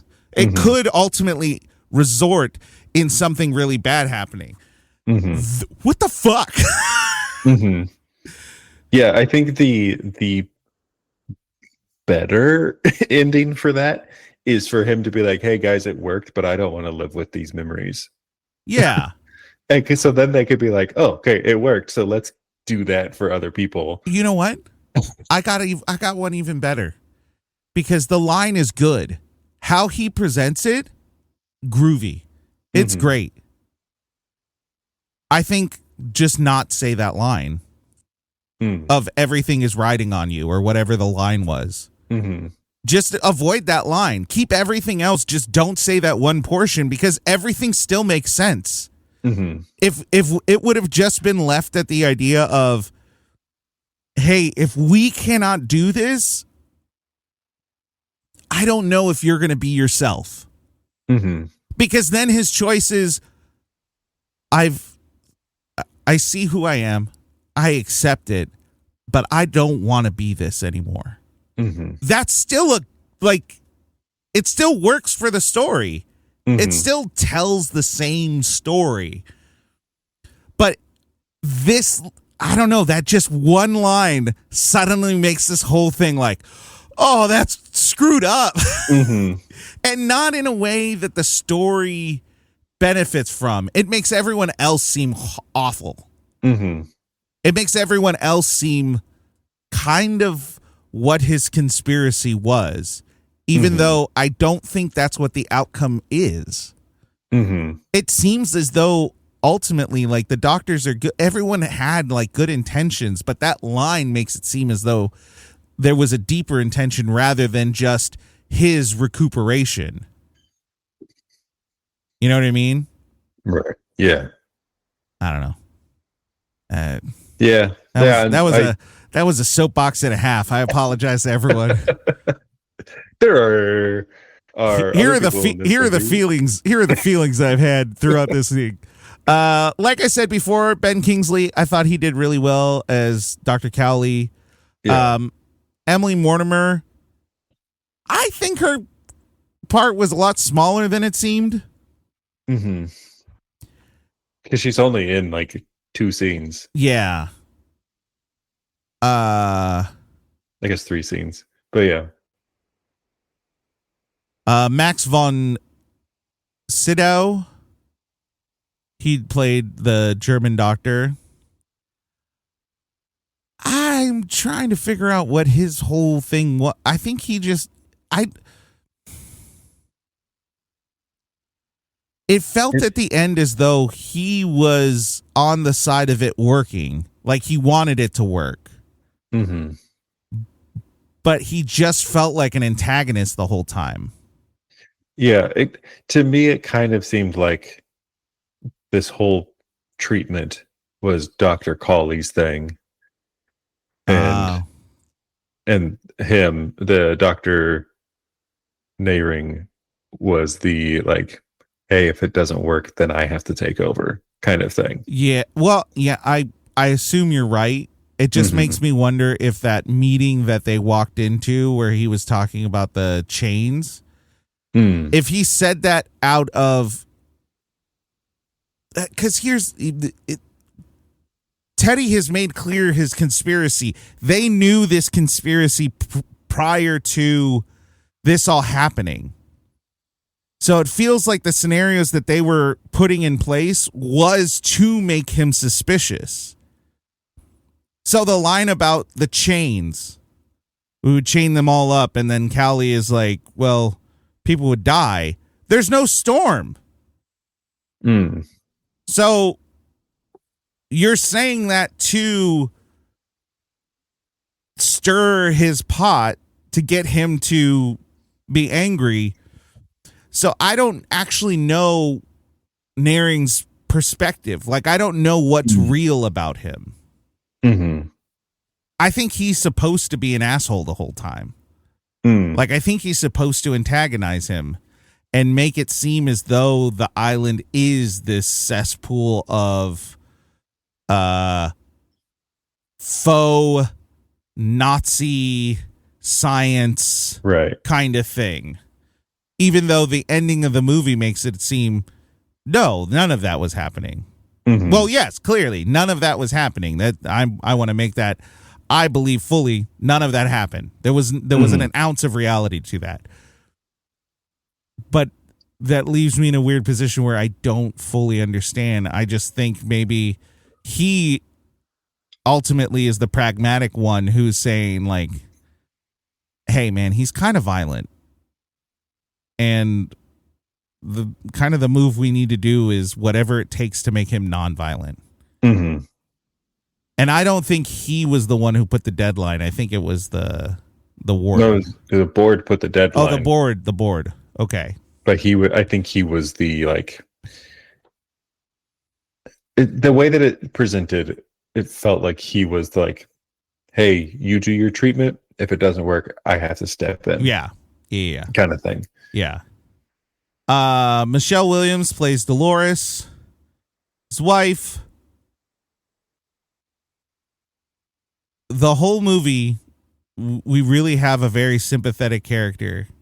And then at the end, when the scene of when the murders happen, it is immediately like, I hate this person.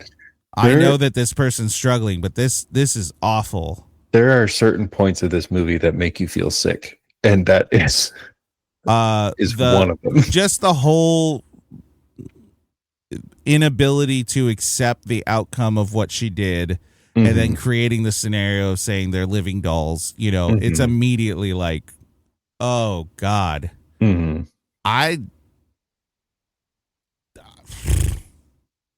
what else? Like, what do you do? It's crazy. He snapped because she snapped, and the worst outcome happened. Yeah. You know?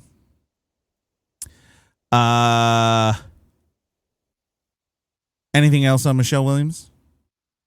I think she's a good actor. Like, yeah, I think she did good. And I like when she was having her episode in the actual flashback, it was done so eerily believable. I was so uncomfortable the whole time because I was like, you're doing this really well. Yeah. It was, yeah, that was, yeah. I don't like it, but because it was so good.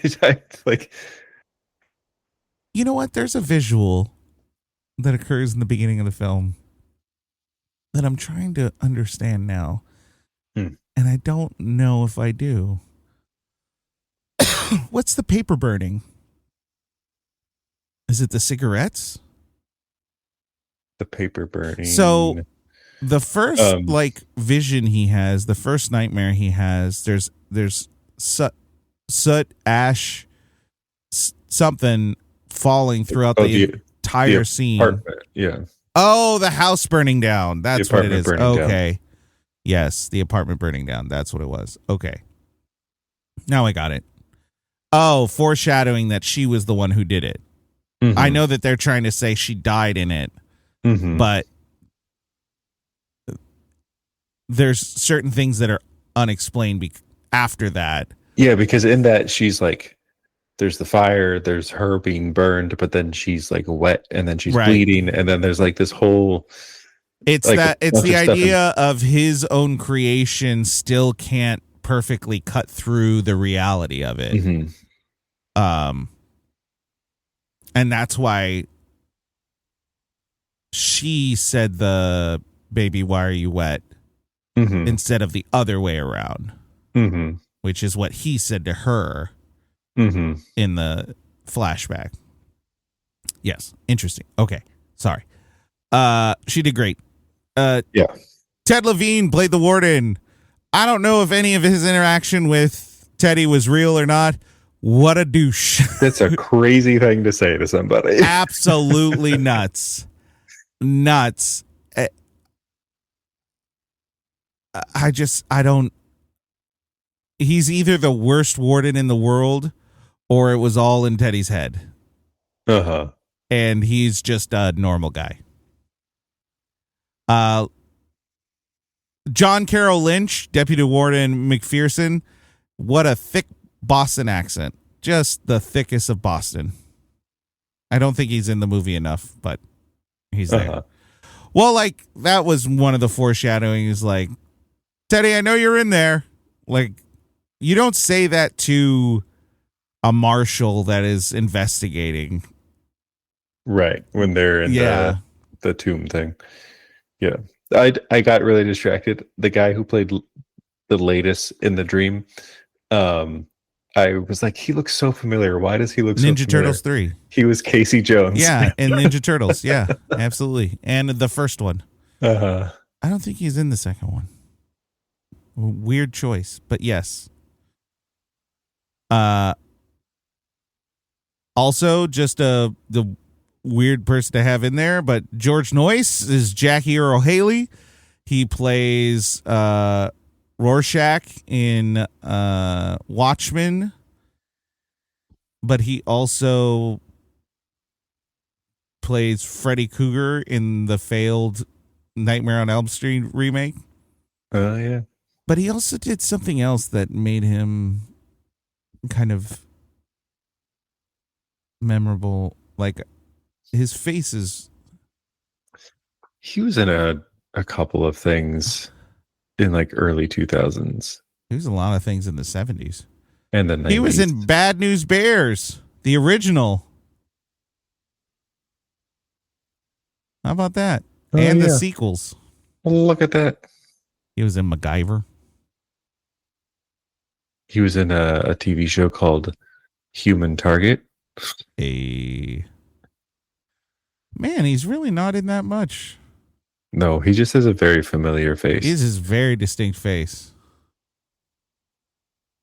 Anyway. He's a good actor. I thought he was really good. Why do we not have him in more? Whoever his agents are need to get fired. He's a good actor. I like him. I thought he was really intense. I thought everything he did was very believable. Yeah. And then, all the actors throughout, no one I feel like we need to focus on too much. No, I mean, there were other people. There's lots of people in this movie.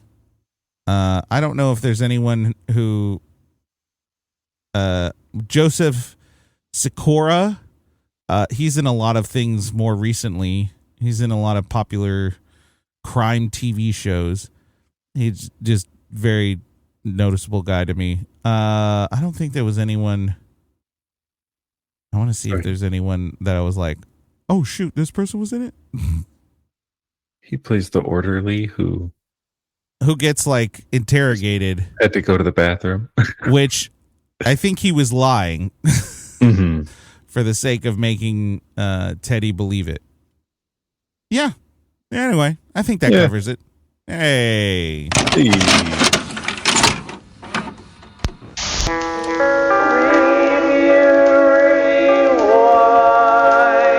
And now we transition to the review rewind, where we rewind and check out some reviews and see if we agree. No, we don't. I kind of went on I went off the top of my top. What do I say there? Yep. Top of the dome. And I hit a wall. Anyway, Metacritic gave it has 63 positive. Rotten Tomatoes 69. Oh. That would have been funnier if I didn't have all the volumes. That would have been a good joke if everything worked. If it worked. Rotten Tomatoes audience gave it a 77. An IMDb audience gives it an 8.2. 8.2. So this was the top review, but also gets cut off mid-sentence, and the original post does not exist. So if at the end of this it doesn't make sense, that's why. The Charlotte Observer gave it a 100. When was the last time you had to wait until the final sentence of a film to understand all the details? When was the last time you went to a genre movie or what looked like one in spooky trailers, which this movie did have spooky trailers, spookier than the actual movie. Yeah. And realized the director had fulfilled that promise and meditated on his favorite penis. Hey, 69. You know what? I really got to put myself back in the position of when I first watch it. Whoa, my English died. When I first watched it, and if that twist was as monumental as, I guess, the hype or even this reviewer gave it, because maybe I'm wrong. I'm also coming into this perspective of, yes, I haven't seen this movie in over a decade, but I did remember the twist. I don't think the very last line was when I was like, oh fuck.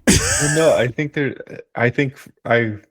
it's been 15 years, but I feel like it's through the middle of the movie. It's kind of like really the last hour of it is when you start being like, wait a second. Yeah. I found the end of the thing. Oh, okay. It's somehow on Letterboxd. And realized the director had fulfilled the promise and meditated on his favorite topic. Shutter Island does just that. I really was hoping it was penis. Yeah. Top penis. What's his topic? His favorite topic, Shutter Island? What does that mean? Mental health. That raises so many more questions than it answered.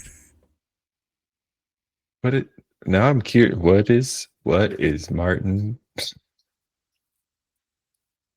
I was going to say sound it out, but sounding it out makes it harder to spell. Scorsese's favorite topic.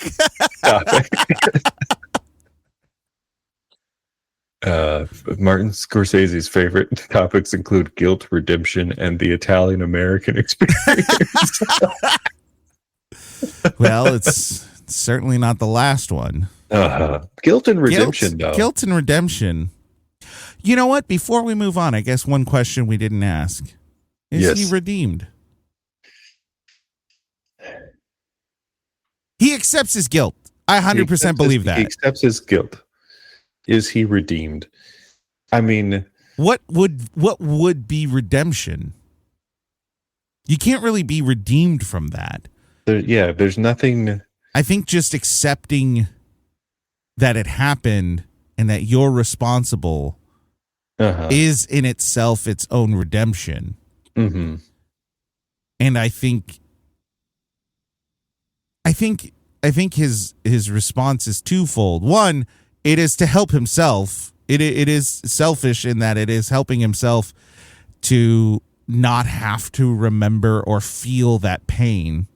Mm-hmm. But then two, I do think he has kind of a altruistic perspective in that he no longer is a danger to other people. Mm-hmm. Like it is the answer that is both fitting for himself and fitting for everyone else. So he's willing to put himself through this process to benefit everyone else. Mm-hmm. Yeah. Actually, I think he's more redeemed than I maybe thought he was previously. Alrighty. What do you think? I just talked a lot. I don't know. About his redemption? Yeah, I mean, what you processed kind of makes sense. And it's a weird one because redemption in a lot of other ways is like, hey, we did something bad, but like we were able to do something good and like become a better person because it, like the thing that he did, there's no direct opposite of that. Right. But I think yeah, in him coming to terms with it and actively, like him making a choice right of what was going to happen to him is because there's no world where he could be reintegrated into society. No, not at all. But I think he knows that one, they're not going to kill him. Mm-hmm. So what's the best way to integrate into that community? Mm-hmm. And it is to lose himself to a degree. Yeah. Lose himself in a different way. Literally. Mm-hmm. Yeah. Interesting. Oh man, I don't know how I feel about that. Like I feel like he's been redeemed, but I also feel so bad. Anyway, San Francisco Chronicle thought this was a piece of shit movie. Gave it a 25%. Scorsese stuffs the film with heavy-handed art direction and piles on a ludicrously anonymous soundtrack. Ominous soundtrack. You know what? I can get on board with that specific thing. The soundtrack is ridiculously ominous for what feels like no reason. The soundtrack. Oh, he's talking more. There we go. The soundtrack is a constant reminder of the movie's importance and only highlights its unimportance. Rough.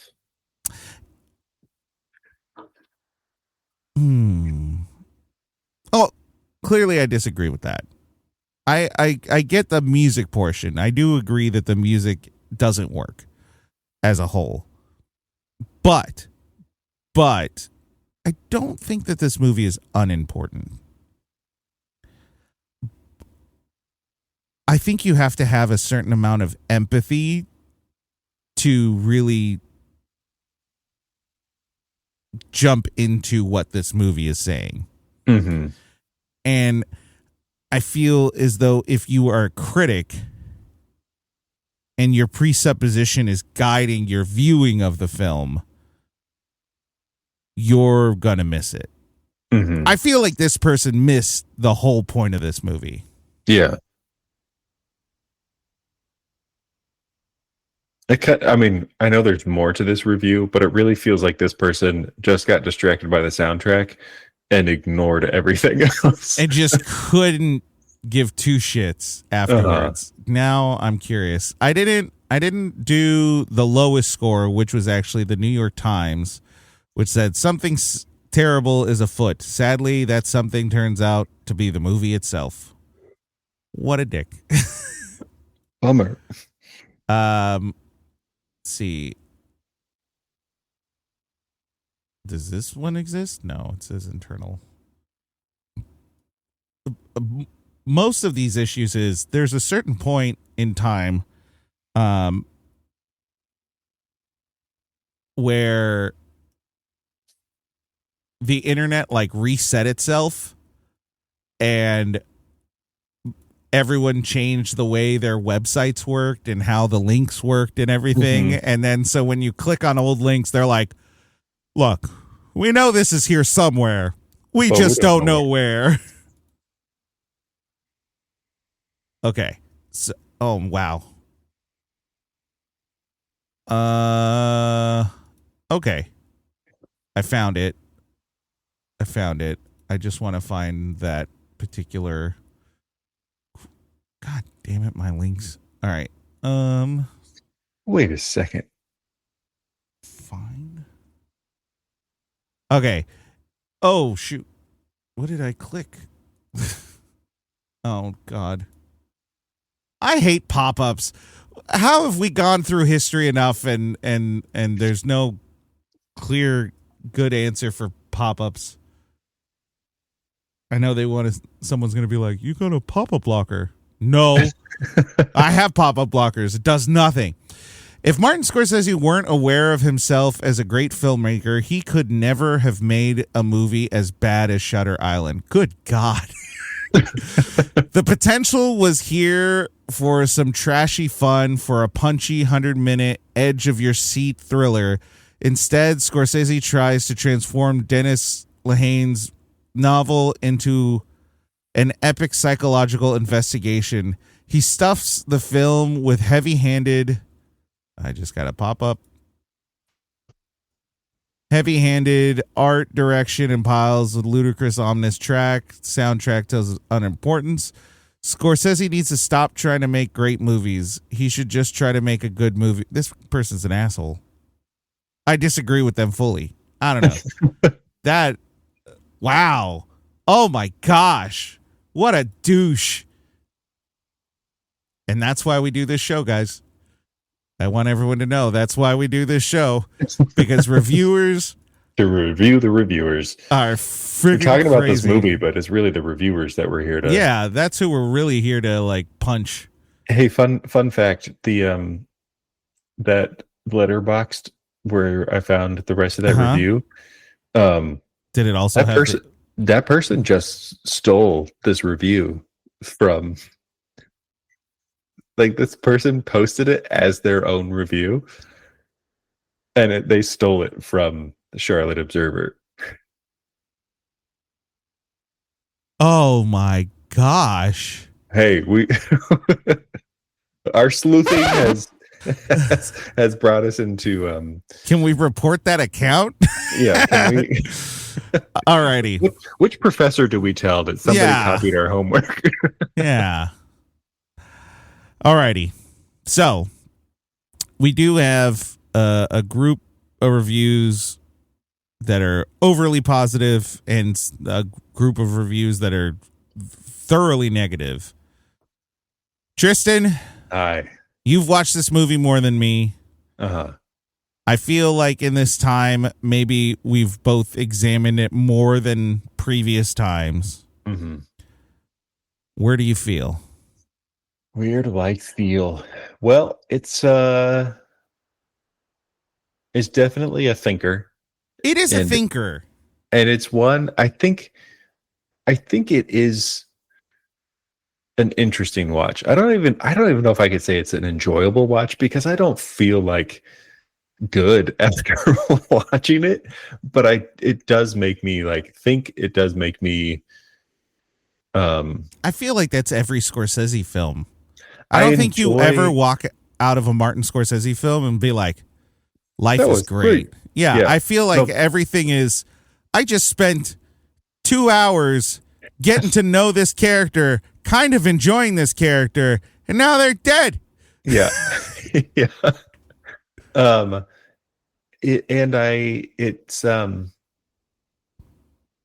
I enjoy the way they did the genre.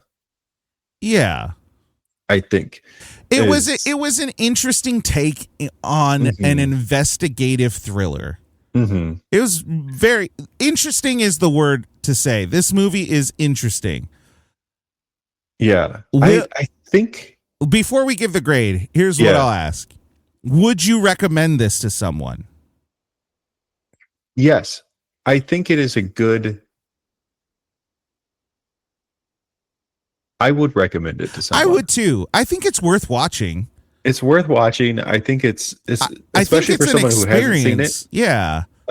When I took a script writing class, I had to write a story, come up with a story. This was a movie that I was inspired by to write my very Right. horrible script. So I think bet it was fine.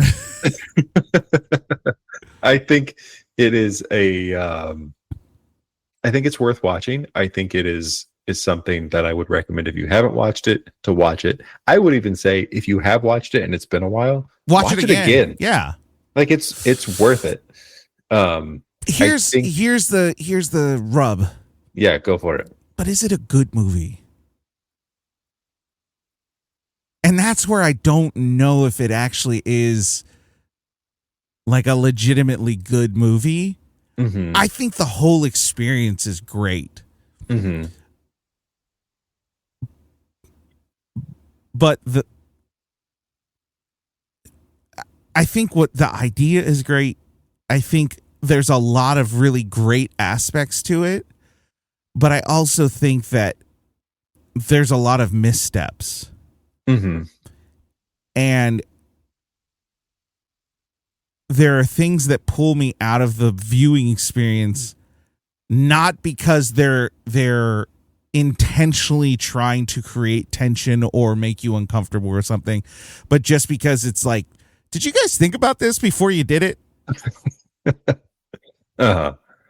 And that's where I don't know where I'm at. Mm-hmm.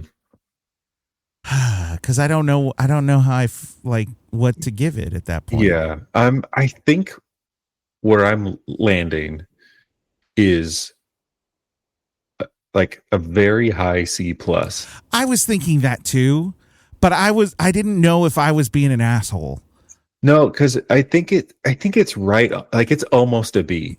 It is almost right at that 80%, but I would give it, like, if I was giving it a out of 10, Mm-hmm. I'd give it like for me, like a 7.6, 7.7, something like that, where the experience is there, but it really isn't the best movie I've ever watched. Mm-hmm. I'm not going to watch it again for a while. No, you need like 5 years in between. Yeah, I need to forget some details.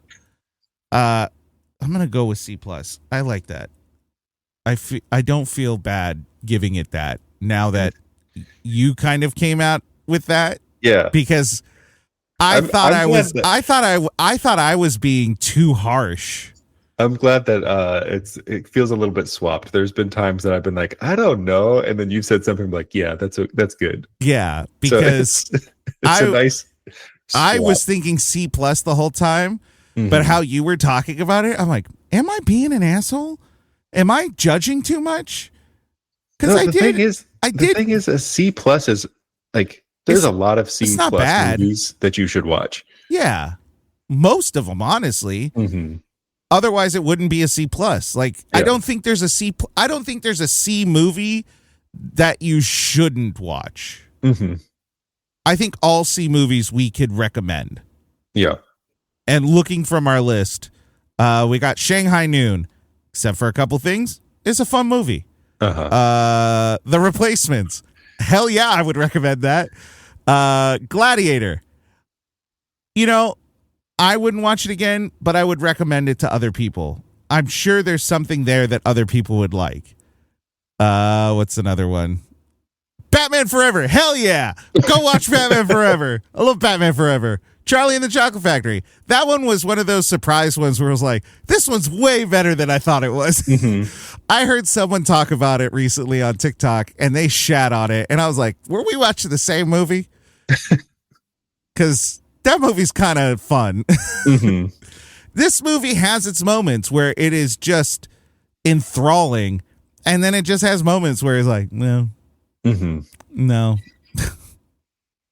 So yeah, we give this movie a C+. Yeah. There's a spot in the middle where it gets a little bit slow. There's a few spots where it gets a little slow. Just to be warned. Just be warned. Where in the middle? Where are you talking about? Because I personally didn't think anywhere in the middle was necessarily super slow. I can't even remember what scene it was. There was a part, maybe it was close to the... Here's what I'll say. Yeah. The beginning of the movie, dreadfully slow. Dreadfully slow. Because I got 20 minutes in. I didn't know it was 20 minutes in. I was like, man, there's got to be only like half an hour of this movie left. Yeah. And I look and there's 2 hours. I'm like, what have I watched? I think that's what's what the point of it? That there's a certain point in the movie where you feel like it's wrapping up and you're like, nope, no, we're not even close. No. Once it gets to like the 45-minute mark, it moves. Yeah. And it moves pretty quick. And if you're not paying attention, you miss a lot. But that first 40, 45 minutes or so, there's a lot that is just, it will make the movie, like, you will be very confused if you just started 40 minutes in. You'll be very confused. But a lot of the fat's already cut out. You know, it'll be a nice steak at that point. So I guess, yeah, one of the negatives for this film that we didn't talk about, too long. This movie is too long. Too long. Too long. We both knew what that was from. Well, audience, thanks for listening. Tristan, thanks for watching this movie with me. Hey, thanks, Mike. It was fun. We'll be back next week with another spooky movie. And maybe I'll have enough energy to make a spooky theme. I can't guarantee it. I got a lot to do this weekend. But until then, audience, remember, review those rewinds, and we will see you next time. I feel like my voice went like,